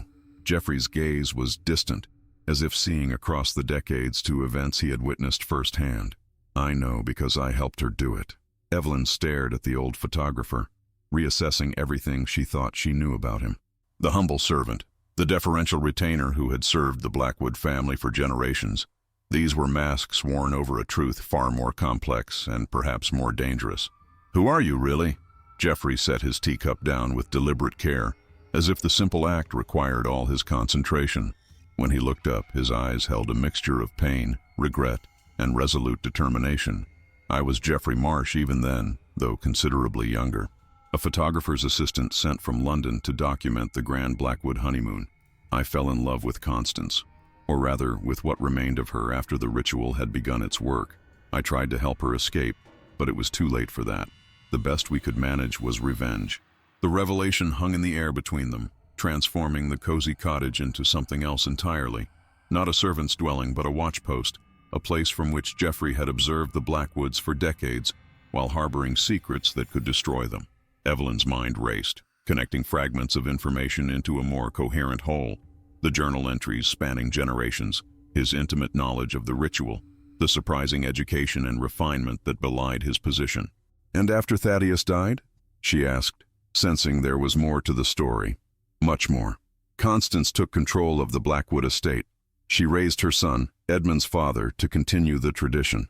And I remained, trapped by my own guilt and by a promise made to Constance before she finally succumbed to the changes within her. What promise? Evelyn's voice was hushed, as if they were in a church rather than a cottage kitchen. The fire had burned down to embers, casting the room in a reddish glow that seemed appropriate to Geoffrey's tale of blood and revenge. Outside, the fog pressed against the windows like a living thing, isolating them in their small pocket of warmth and terrible revelations. Geoffrey's eyes met Evelyn's, and in them she saw a depth of sorrow and determination that transcended the decades of his servitude. That I would watch over the Blackwood line, that I would wait for a bride strong enough to break the cycle once and for all. His gaze was steady, unwavering in its assessment. I believe you may be that bride, Evelyn Pierce. A heavy silence fell between them, broken only by the ticking of the mantel clock and the distant cry of gulls. Evelyn's mind raced, trying to process the horror of what she'd learned. If Geoffrey was to be believed, and despite the fantastical nature of his tale, she found that she did believe him. She had married into a family of murderers who practiced dark rituals for the sake of unnatural longevity. Her own husband, the man with whom she had shared her bed and body, intended to sacrifice her essence to extend his own life. What happens now? She finally asked, her voice steadier than she had expected. The initial shock was fading, replaced by a cold clarity of purpose. She would not be another victim, another fading bride whose portrait concealed a scream of despair. That depends on you, Geoffrey replied, his tone suggesting that the choice was truly hers to make. He leaned back in his chair, regarding her with a mixture of hope and apprehension. We could attempt to flee, though the Blackwood's influence extends far beyond Cornwall. Or, Evelyn prompted when he hesitated. There was an energy building in the room, a sense of forces aligning that transcended the mundane reality of two people sitting at a kitchen table. The The very air seemed charged with possibility and danger in equal measure. Or we could turn their ritual against them, as Constance did with Thaddeus. But the risk would be considerable. Jeffrey's voice had dropped to little more than a whisper, as if even the walls of his own cottage might betray their conspiracy. His fingers traced abstract patterns on the wooden tabletop, unwittingly mimicking the arcane symbols Evelyn had glimpsed in the chapel. Evelyn considered her options. Running seemed the safest choice, yet something in her rebelled against the idea of Edmund escaping justice for Daniel's murder and the murders of countless others before him. Moreover, if what Jeffrey said was true, the cycle would simply continue with another bride, another sacrifice. The thought of another woman enduring what she had narrowly escaped was intolerable. "Tell me about turning the ritual against them," she said, her decision made. The words tasted like a commitment, irrevocable once spoken. Outside, the fog had begun to thin, allowing shafts of watery sunlight to penetrate the cottage windows. It felt symbolic somehow, clarity emerging from confusion, illumination banishing shadow. Relief and apprehension mingled in Jeffrey's expression. He stood and moved to his workbench, gathering papers and small bottles of chemicals as he spoke. It would mean proceeding with the portrait session as planned, but with certain alterations to the process. "You can do that, without Edmund noticing?" Evelyn remained seated, watching as the old photographer moved with surprising agility around his workshop, selecting tools and materials with the precision of decades of practice. "I've been preparing for this possibility for decades," Jeffrey said with quiet intensity. A new energy seemed to animate him, as if the prospect of action after so many years of passive observation had rekindled some vital spark. "But it would require perfect timing, and, I must warn you, significant danger to yourself." "What exactly would I have to do?" Evelyn asked, rising to join him at the workbench. If she was to risk her life in this desperate gambit, she needed to understand every detail, every contingency. No blind trust, no leap of faith, only clear-eyed assessment of the dangers and a calculated acceptance of the risks involved. For the next hour, Jeffrey outlined his plan in meticulous detail. As Evelyn listened, her initial horror gave way to grim determination. What Jeffrey proposed was dangerous, perhaps even foolhardy, but it offered the only hope of ending the Blackwood legacy of death. It would require courage, precise timing, and a willingness to confront the darkest aspects of the ritual, to walk knowingly into the very trap that had been set for her, but with the crucial difference that she would be prepared. The plan hinged on several key elements: a specially prepared veil that would redirect rather than absorb the energies released by Daniel's sacrifice, a modification to the camera itself that would alter the focal point of those energies, and most crucially, Evelyn's own mental resistance to the process once it began. She would need to appear compliant while internally maintaining absolute focus on turning the ritual back upon Edmund. "The most dangerous moment will be when the energies begin to transfer," Jeffrey explained, demonstrating with careful hand gestures the process he could not adequately describe in words. "You'll feel them, first as a tingling sensation where the veil touches your skin, then as impressions, emotions that aren't your own. Daniel's terror, his confusion. You must accept these, but not be overwhelmed by them." "And then?" Evelyn asked, trying to imagine the unimaginable, what it would feel like to have another's essence, another's very life force, attempting to merge with her own. "Then you must turn," Jeffrey said, his voice taking on an almost ritualistic cadence. "At precisely the moment when Edmund believes the transfer is complete, when he moves to position himself behind you rather than beside you, you must turn and face him. The veil must envelop you both. The energies, having no clear destination, will seek the strongest vessel present." "Edmund," Evelyn murmured, understanding dawning. "They'll flow into him instead of me. If all goes as planned, yes, but the outcome is never certain with such forces. This is experimental at best, dangerous at worst." Jeffrey's expression was grave, the weight of his responsibility evident in every line of his weathered face. "I cannot guarantee your safety, Evelyn. I can only offer you this chance." Their planning session was interrupted by an urgent knock at the cottage door. Jeffrey opened it to reveal Flora, her face flushed from running, her usually neat appearance disheveled. Her cap was askew, wisps of hair escaping to frame her face, and her apron was smudged with what looked like soot or ash. "He knows," she gasped, leaning against the doorframe for support. "Somehow he knows she's here. He's on his way, armed." Evelyn's blood ran cold. "How long do we have?"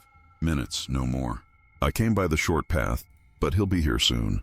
Flora's gaze darted between Evelyn and Jeffrey, taking in the chemicals and equipment spread across the workbench, the obvious preparations for some counterplan. What will you do? Jeffrey's response was immediate and surprising. We'll proceed as planned. The portrait session will take place today, as tradition demands. But, Flora began to protest, her eyes widening in alarm. She took a step into the cottage, lowering her voice as if afraid of being overheard despite the isolation of Jeffrey's dwelling. He's in a terrible rage. I've never seen him so changed. It's as if he's possessed. Trust me, Jeffrey interrupted, his tone allowing no argument. There was an authority in his manner that belied his ostensible position as a servant, a natural command that suggested he had once been accustomed to giving orders rather than taking them. And trust your mistress. We have a strategy. Understanding dawned in Flora's eyes, like Constance did. Similar, but with improvements, Jeffrey confirmed. His mind appeared to be working rapidly, adjusting their plan to account for Edmund's premature arrival. Now you must return to the house before your absence is noted. Tell Edmund that you saw his wife heading toward the Devil's Pulpit, looking distressed. The Devil's Pulpit? Flora repeated, alarmed. Her hand flew to her throat, fingers clutching at the high collar of her dress as if suddenly finding it difficult to breathe. But that's where... Exactly. It's where the ritual has always taken place, and where it shall end today. Jeffrey's tone brooked no argument. His eyes, when they met Flora's, conveyed a silent message that seemed to reassure her somewhat. Go now, quickly. And Flora, thank you. For everything. The maid hesitated for a moment, then nodded sharply. She cast one last look at Evelyn, a complex mixture of fear, hope, and something that might have been envy, before turning and hurrying back along the path toward the manor. The fog had lifted further, allowing them to watch her retreating figure until she disappeared around a bend in the trail. After Flora departed, Jeffrey turned to Evelyn. We have little time. You'll need to change. From a cedar chest in the corner of the studio, he withdrew a white gown, not Evelyn's wedding dress, which remained at the manor, but an older garment of similar design. The silk had yellowed slightly with age, and the style was from an earlier decade, but the quality of the fabric and workmanship was undeniable. Intricate beadwork adorned the bodice, catching the light like tiny stars, and the train was edged with delicate lace that spoke of countless hours of skilled labor. This belonged to Edmund's mother, he explained, handling the garment with a curious mixture of reverence and distaste. For our purposes, it will serve better than your own. Why? Evelyn asked, taking the dress. It was heavier than it appeared, the fabric stiff with age, and she suspected the chemicals Jeffrey had mentioned. The sensation of holding it was unsettling. Not merely the weight of cloth, but something more, as if the garment itself possessed a certain presence, an echo of its former wearer. Because it has absorbed the energies of a previous ritual, it will act as a conductor, strengthening the connection between you and the photographic plate.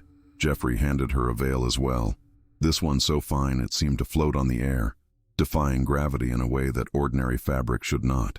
This, however, is new, prepared by me with a different formula than the Blackwoods use. It will protect you to some extent from the worst effects of the ritual. As Evelyn changed behind a screen in the corner of the studio, Jeffrey continued his preparations. He packed his camera and chemicals in a sturdy wooden case, selected specific glass plates from his supply, and filled a small silver flask with a liquid that smelled strongly of herbs and alcohol. His movements were swift but precise, the culmination of decades of planning now condensed into mere minutes of frantic activity. Drink this, he instructed, handing the flask to Evelyn once she emerged in the borrowed wedding dress. The gown fit reasonably well, though it was slightly short at the hem and tight across the shoulders. The bodice, designed for the narrower waist demanded by fashion a generation earlier, constrained her breathing somewhat, but not unbearably so. It will help fortify you against what's to come. The liquid burned her throat and made her eyes water, but warmth soon spread through her limbs, bringing with it a curious clarity of thought. Whatever concoction Jeffrey had prepared, it seemed designed to sharpen the senses rather than dull them, the opposite of a sedative. What now? Now we proceed to the Devil's Pulpit and await your husband. Jeffrey's expression was grim but determined as he shouldered his equipment case. Remember everything I told you. The timing must be precise. They left the cottage together, Jeffrey carrying his equipment, Evelyn following in the cumbersome wedding dress, the veil for now draped over her arm rather than her head. The fog had dissipated entirely, revealing a sky of perfect, piercing blue. A cruel irony, Evelyn thought, that nature should display such beauty on a day of such peril and darkness. The path to the Devil's Pulpit skirted the edge of the property, keeping them hidden from the manor house by a stand of wind-twisted pines. These ancient trees, bent almost horizontal by generations of Atlantic gales, formed a natural barrier between the cultivated grounds and the wild cliffs beyond. Their twisted trunks and sparse foliage created strange, abstract shadows on the path, like warning signals in a language Evelyn could not quite decipher. The Devil's Pulpit, when they reached it, proved to be a natural rock formation extending out over the sea, a flat, altar-like surface of granite worn smooth by centuries of exposure to the elements. It jutted from the cliff face like a petrified tongue, with sheer drops on three sides to the churning waters below. The name was apt, Evelyn thought. It did indeed resemble a pulpit, a place from which unholy sermons might be delivered to the indifferent sea and sky. "Every Blackwood honeymoon portrait has been taken here," Jeffrey explained as he set up his camera on its tripod, a safe distance from the edge. The wind was stronger here, unimpeded by trees or structures, carrying the tang of salt and the distant cries of seabirds. It whipped at Evelyn's skirts and threatened to tear the veil from her grasp before she had even donned it. The sacrifices performed in the chapel the night before, but the energy is bound to the bride here, where the veil can catch the sea winds. Evelyn approached the edge cautiously, staying well back from the precipice. Below, the waves crashed against jagged rocks with hypnotic regularity, each impact sending spray high into the air before retreating to gather strength for the next assault. The sight was both beautiful and terrifying, nature at its most powerful and indifferent. "And Thaddeus Blackwood fell from here?" "Was pushed," Jeffrey corrected, his voice nearly lost in a sudden gust of wind. He paused in his setup of the camera, looking up at Evelyn with an expression that combined pride and regret in equal measure. "By Constance, with my assistance. But your situation is different. Edmund is younger, stronger than his grandfather was, and more cautious, I suspect." "You think he knows what we're planning?" Evelyn asked, a new fear clutching at her heart. The wind seemed to grow colder, cutting through the thin fabric of the wedding dress as if it were gossamer. She wrapped her arms around herself, though whether in response to the physical chill or the dread that Edmund might anticipate their trap, she could not have said. "Not specifically, no. But he knows something is amiss. Your disappearance last night, your discovery of Daniel in the chapel, these are complications the Blackwoods have not faced before." Jeffrey finished positioning his camera and moved to Evelyn's side. His aged face was solemn, his eyes holding a depth of concern that transcended mere professional obligation. "Are you certain you wish to proceed? We could still flee." Evelyn looked out over the vast expanse of the Atlantic, stretching to the horizon where sea and sky met in a hazy line. To flee would mean a lifetime of looking over her shoulder, of wondering when Edmund's resources and connections might finally track her down. And even if she escaped, others would suffer. More Daniels sacrificed, more brides consumed by the insatiable hunger of Blackwood ambition. No, flight was no solution. "I'm certain. This ends today, one way or another." Her voice was steadier than she had expected, reflecting a resolve that had solidified with each new revelation, each step deeper into the nightmare that was Blackwood Manor. They didn't have long to wait. Within 20 minutes, Edmund appeared on the path from the manor, his face a mask of concern that didn't reach his eyes. He wore a formal morning coat and top hat, immaculately dressed for the portrait as if this were any normal day, any conventional photographic session. He carried a walking stick with a silver head, an innocuous-looking item that Evelyn now suspected concealed the same dagger she'd seen in the chapel. Each step he took was measured, controlled, betraying none of the rage Flora had reported, though Evelyn could sense it simmering beneath the surface of his polite facade. "Evelyn, my dear," he called, quickening his pace as he caught sight of them. His voice carried easily on the sea breeze, the very picture of husbandly concern. "Thank God you're safe. I've been frantic with worry." Evelyn forced herself to remain still as he approached, fighting the urge to recoil when he embraced her. His touch felt different now that she knew the truth, not loving but possessive, not protective but predatory. The hands that caressed her shoulders were the same that had held a ritual dagger over a terrified boy. The lips that brushed her cheek had spoken incantations of death and consumption. "I needed time to think," she replied, her her voice carefully modulated to reveal nothing of what she knew. She met his gaze steadily, allowing him to see only what he expected. A frightened bride, perhaps, confused by what she had witnessed, but ultimately compliant. Not a woman prepared to fight for her very soul. Of course, of course. Edmund held her at arm's length, studying her face. His own features were composed in an expression of tender concern, but his eyes remained cold, calculating. It was as if he wore a mask, one crafted with such skill that she marveled she had never noticed its artifice before. But to disappear in the night without a word, you gave me quite a fright. I apologize for alarming you. The words tasted like ashes in her mouth. Edmund's gaze shifted to the wedding dress she wore. I see Jeffrey has provided you with suitable attire for our portrait. My mother's gown, if I'm not mistaken. There was something proprietary in the way his eyes traveled over the garment, as if the dress, and by extension Evelyn herself, were merely another possession to be used and discarded at his convenience. A Blackwood tradition, I'm told, Evelyn replied, watching his reaction carefully. She needed to gauge how much she could safely reveal of her knowledge without alerting him to their plan. Something flickered in Edmund's eyes. Surprise, perhaps, or suspicion, but his smile remained fixed. The wind caught at his coattails and the brim of his hat, giving him a slightly manic appearance despite his otherwise impeccable presentation. Indeed, we are great respecters of tradition in this family. He turned to Jeffrey. Is everything prepared, old friend? Just as it has always been. Jeffrey confirmed, his tone giving nothing away.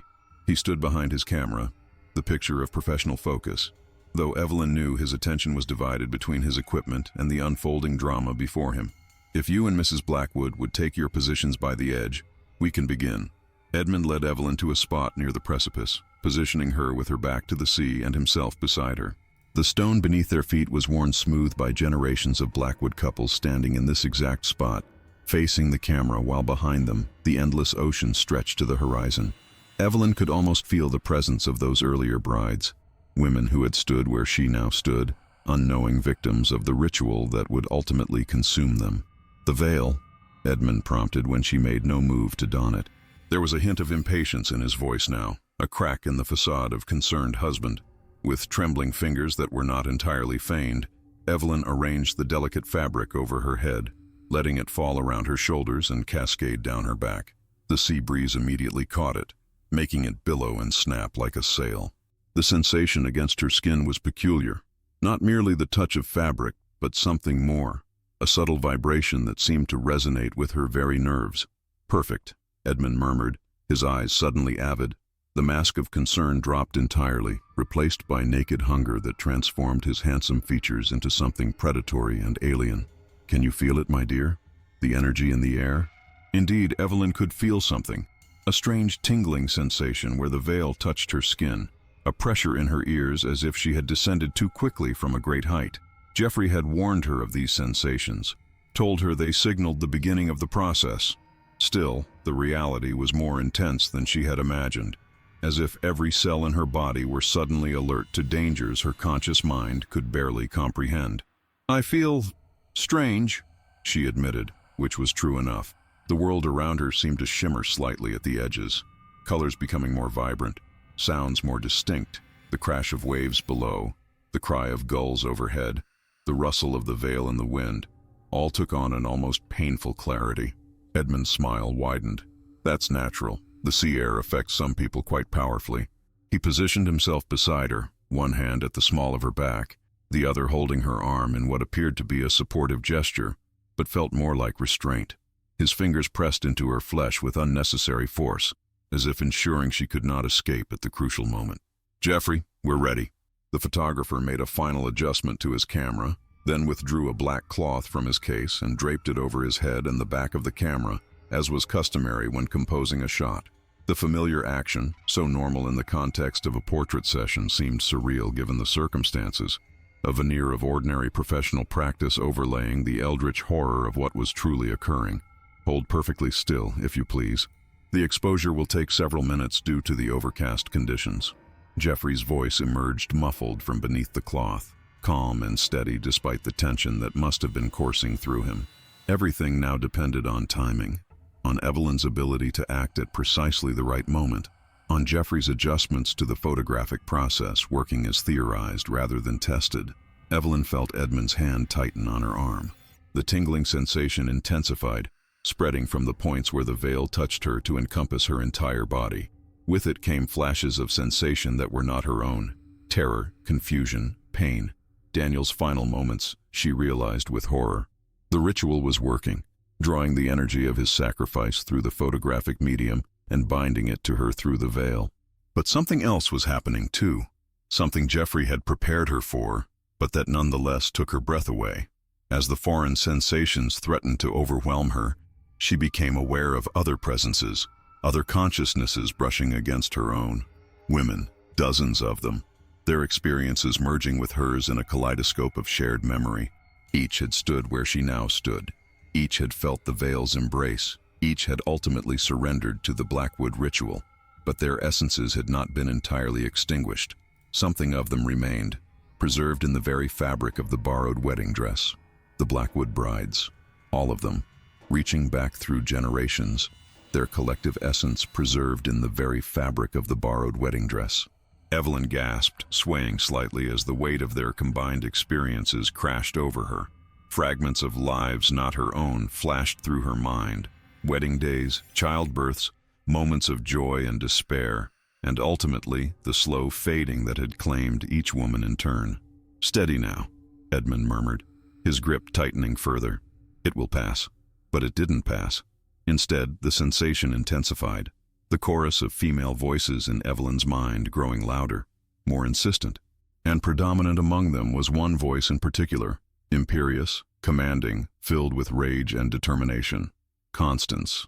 The name whispered through Evelyn's consciousness like a breath of winter air, bringing with it images of the stern-faced woman from the portrait, not as she had appeared in death, but in life, vibrant and determined.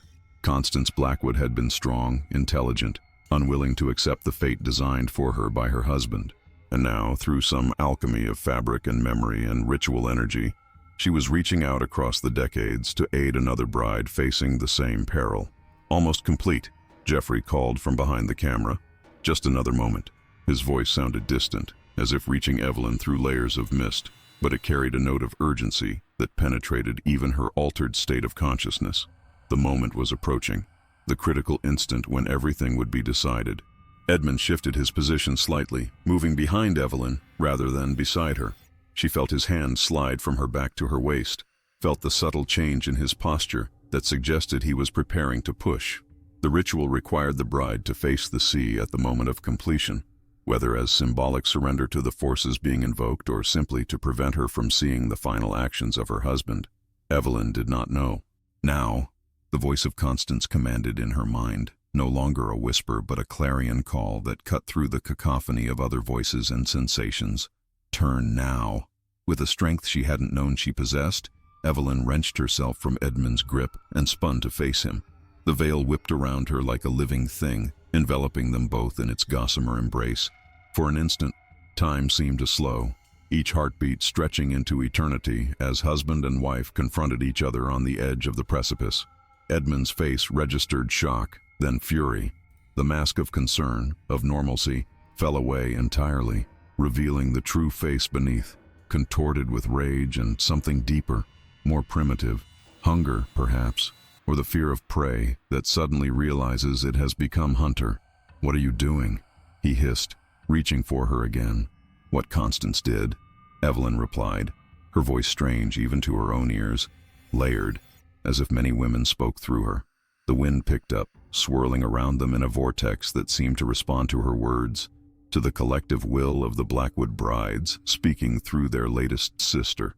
What all the Blackwood brides should have done. She saw understanding dawn in his eyes, followed by fear, the hunted becoming the hunter, the sacrifice turning on the high priest. For a man accustomed to absolute control, to generations of family privilege and power, it was perhaps the first time Edmund Blackwood had experienced genuine terror. "Jeffrey," he called, turning toward the photographer. "Stop this at once." But Jeffrey had abandoned the camera and now stood several paces away, a small glass bottle in his hand. "The ritual is already in progress, Edmund. It cannot be stopped, only redirected." There was no triumph in his voice, only grim satisfaction that decades of planning were finally bearing fruit. The old photographer's eyes held the weight of countless deaths witnessed, countless brides consumed, countless young lives sacrificed to the Blackwood hunger for immortality. With a snarl of rage, Edmund lunged for Evelyn, the walking stick falling away to reveal the silver dagger concealed within. The blade caught the sunlight, flashing like a signal mirror as he raised it, but Evelyn was ready. As his body collided with hers, she allowed herself to fall backward, using his momentum against him. The veil wrapped around them both, binding them together even as they grappled at the edge of the cliff. Evelyn could feel the energies swirling within the delicate fabric, Daniel's terror, the collective strength of the Blackwood brides, and something else, something older and darker that seemed to emanate from the very rocks beneath their feet. The Devil's Pulpit had witnessed many rituals, many deaths. It had absorbed the power of blood and sacrifice, becoming a nexus of energy that now responded to the drama playing out upon its surface. For a suspended moment, they teetered on the edge of the Devil's Pulpit, the sea roaring hungrily below. Edmund's eyes widened in disbelief as he realized what was happening. His expression transformed from rage to terror, his mouth opening in a silent scream that mirrored the distorted faces in the veils of countless Blackwood portraits. Then Evelyn brought her hands up sharply against his chest, pushing with all her might. Edmund Blackwood fell silently, his scream lost in the crash of waves against rocks. The silver dagger tumbled from his hand as he plummeted, catching the sunlight one final time before disappearing into the churning foam below. Evelyn would have followed him over the edge, her balance compromised by the violent exchange, had Jeffrey not seized her arm and pulled her to safety. They stood together at the edge of the precipice, looking down at the churning water where Edmund had disappeared. The waves broke against the jagged rocks at the base of the cliff, each retreating surge stained slightly darker than before. Neither spoke for several minutes, the only sound the cry of gulls and the relentless sea. The voices in Evelyn's mind had fallen silent, the strange energies that had coursed through her during the ritual dissipating like morning mist. She felt strangely hollow, emptied of both terror and triumph, left only with a bone-deep exhaustion and the knowledge that she had taken a human life, however justified, however necessary the act had been. Finally, Jeffrey broke the silence. "It's done. The cycle is broken." His voice held no jubilation, only a weary relief, as if a burden carried for decades had finally been set down. The wind ruffled his white hair, giving him momentarily a more youthful appearance, a glimpse of the man he had been when he first encountered the Blackwoods and their dark rituals. Evelyn touched the veil, which now hung limp around her shoulders, its strange energy dissipated. The fabric felt ordinary again, just silk and thread, no longer a conduit for supernatural forces. "What happens now? To the voices, the presences I felt? They will fade with time," Jeffrey assured her, gathering his camera equipment with methodical care. Each item was returned to its proper place in the case, each chemical bottle stoppered and secured. "Their purpose is fulfilled. They sought justice, and through you, they have found it. And what about us? The authorities will have questions when Edmund is found." Evelyn removed the veil entirely, folding it with precise movements that helped to steady her trembling hands. The reality of what they had done, what she had done, was beginning to sink in. A man was dead by her hand, and regardless of his crimes, there would be consequences. Jeffrey's smile was grim but satisfied. Edmund Blackwood was a man known to take risks for the sake of his art. A tragic accident while attempting to photograph the dramatic seascape from the Devil's Pulpit. Regrettable, but not entirely surprising. And the boy, Daniel? The stable hand's fate weighed on Evelyn's conscience nearly as heavily as Edmund's. If they had acted sooner, been more decisive, perhaps the young man might have been saved. His terror and confusion still echoed in her memory, fragments of his final moments preserved through the twisted magic of the Blackwood ritual. A sad case of a servant running away, never to be seen again. It happens, particularly in remote areas like this. Jeffrey's expression softened slightly at Evelyn's obvious distress. His body will never be found. Edmund was too careful for that. The chapel has accommodations for such things, but his soul at least is free now. The ritual was interrupted before it could be fully bound. Evelyn knew she should be horrified by the ease with which Jeffrey discussed covering up what had happened, but after what she'd learned of the Blackwoods, she found she could summon no remorse for Edmund's fate. Daniel was a different matter, an innocent caught in centuries of darkness. a life extinguished to feed one man's hunger for immortality. That loss could never be justified, never be made right. "What will you do now?" she asked as they gathered the photographic equipment and prepared to return to the manor. The day was advancing, the sun passed its zenith, and soon Edmund's absence would be noted. They needed to establish their story before questions began. "Continue as I have, I suppose. The Blackwood line doesn't end with Edmund. There are cousins who will inherit. My services as the family photographer will still be required." Jeffrey's eyes held a hint of mischief despite the gravity of their situation. The weight of decades of silent witnessing seemed to have lifted somewhat, allowing glimpses of a younger, less burdened man to emerge. "Though I doubt any of them will attempt to revive the honeymoon portrait tradition." "And me?" Evelyn asked, suddenly uncertain of her future. She had married into the Blackwood family expecting a life of privilege and intellectual companionship, only to discover horror beyond imagining. Now her husband was dead by her hand. The truth of his family's practices known to her but not to the world at large. What place could she possibly have in society after such events?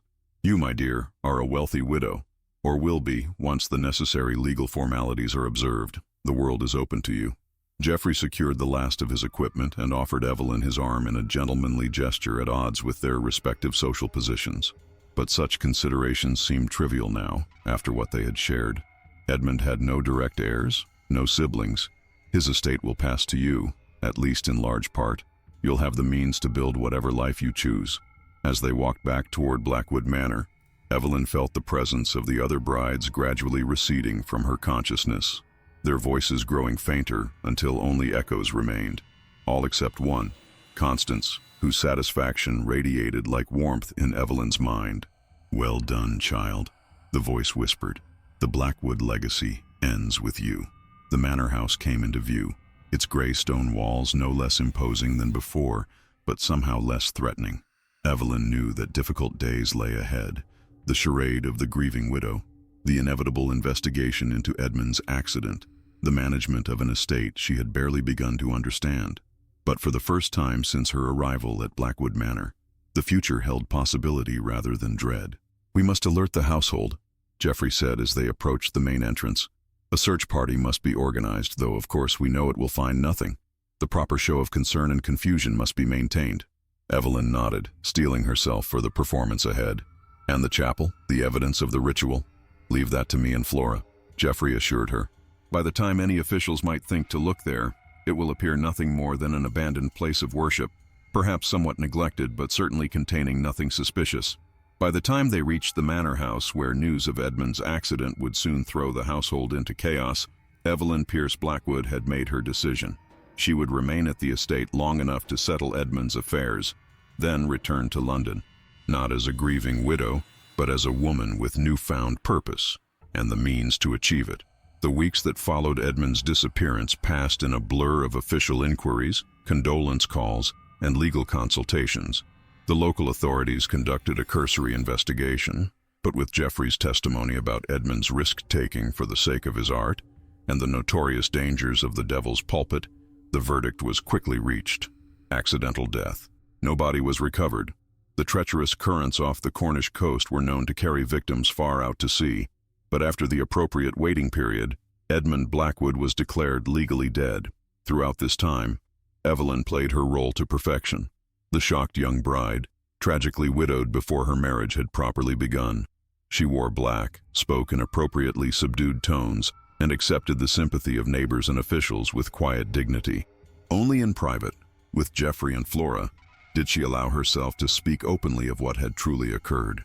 The special room that had so intrigued Evelyn upon her arrival was discovered to contain Edmund's private laboratory and library, a collection of arcane texts, photographic experiments, and journals detailing generations of Blackwood research into the capturing of human essence.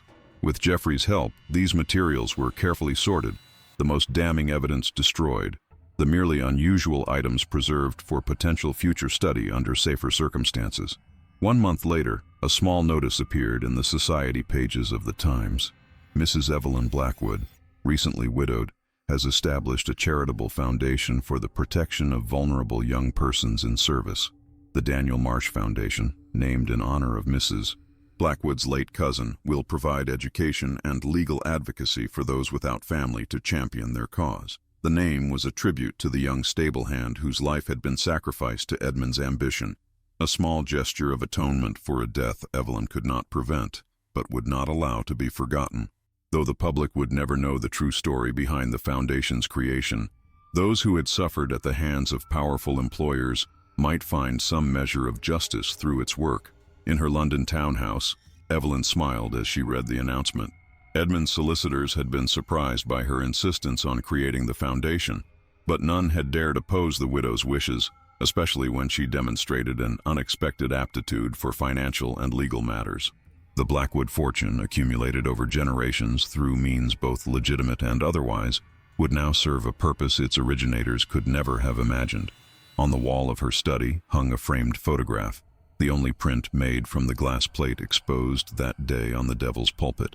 Geoffrey had developed it with great care, explaining that despite the interrupted ritual, the plate had captured something extraordinary. In it, Evelyn stood alone against the dramatic backdrop of sea and sky, her expression serene, her veil billowing in the wind. To most observers, it appeared to be nothing more than a striking portrait of a beautiful young woman. But those who looked closely might notice something unusual in the folds of the veil, a face formed by the random patterns of light and shadow, its mouth open as if in a triumphant cry. Not a scream of terror, as the legend of the Blackwood bride suggested, but a shout of victory, the collective voice of generations of women, finally free. And if one looked very carefully, with the right light and from the right angle, other faces might be glimpsed as well, faint impressions of women from different eras, their features indistinct but their presence undeniable.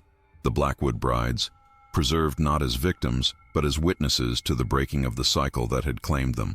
Evelyn sometimes found herself speaking to the photograph in quiet moments, updating Constance and the others on the foundation's progress, on the lives changed through education and opportunity. Whether they could hear her, she could not say with certainty. The voices had fallen silent after that day on the cliff, but she liked to think their essences remained, not trapped, but choosing to watch over the work their sacrifice had made possible. Flora had chosen to remain in London rather than return to Cornwall, accepting Evelyn's offer of a position as household manager rather than lady's maid, a role that better suited her intelligence and organizational skills. The two women had formed an unlikely friendship, bound by shared secrets and a determination to create something positive from the darkness they had encountered. Geoffrey Marsh had declined Evelyn's invitation to join her in London, preferring to remain at the cottage in Cornwall. "I've been here too long to transplant myself now," he had explained, "and someone should keep watch over the Blackwood cousins who inherit. They may not know the family secrets, but better safe than sorry." He had, however, accepted her commission to document the work of the Daniel Marsh Foundation, traveling periodically to London to photograph the young people whose lives were being transformed through education and opportunity. His portraits, exhibited in galleries to critical acclaim, brought attention and additional funding to the foundation's work, while offering Geoffrey a more positive outlet for his considerable talents. And in the darkness of his Cornwall cottage, Geoffrey Marsh filed away the glass negative of Evelyn's portrait in a hidden compartment beneath the floorboards, alongside dozens of others, the complete collection of Blackwood honeymoon portraits, their power now neutralized, their secrets preserved for a history that would never be written. The ritual was ended, the cycle broken, and somewhere beneath the restless waves that pounded the base of the Devil's Pulpit, what remained of Edmund Blackwood continued his long, slow dissolution, returning at last to the elements from which all life emerges and to which all must eventually return. Shadow Frames presents 1895, Honeymoon, Portrait by the Sea. The bride's veil forms a screaming face. The truth behind the image is darker than you could possibly imagine, but in darkness sometimes we find the seeds of light. In horror, occasionally, the roots of healing, and in a photograph meant to capture death, paradoxically, the first glimpse of genuine freedom. Look closely at the veil, at the face formed within its folds. Is it screaming in terror or shouting in triumph? Perhaps in the end it depends on who is looking and what they are prepared to see.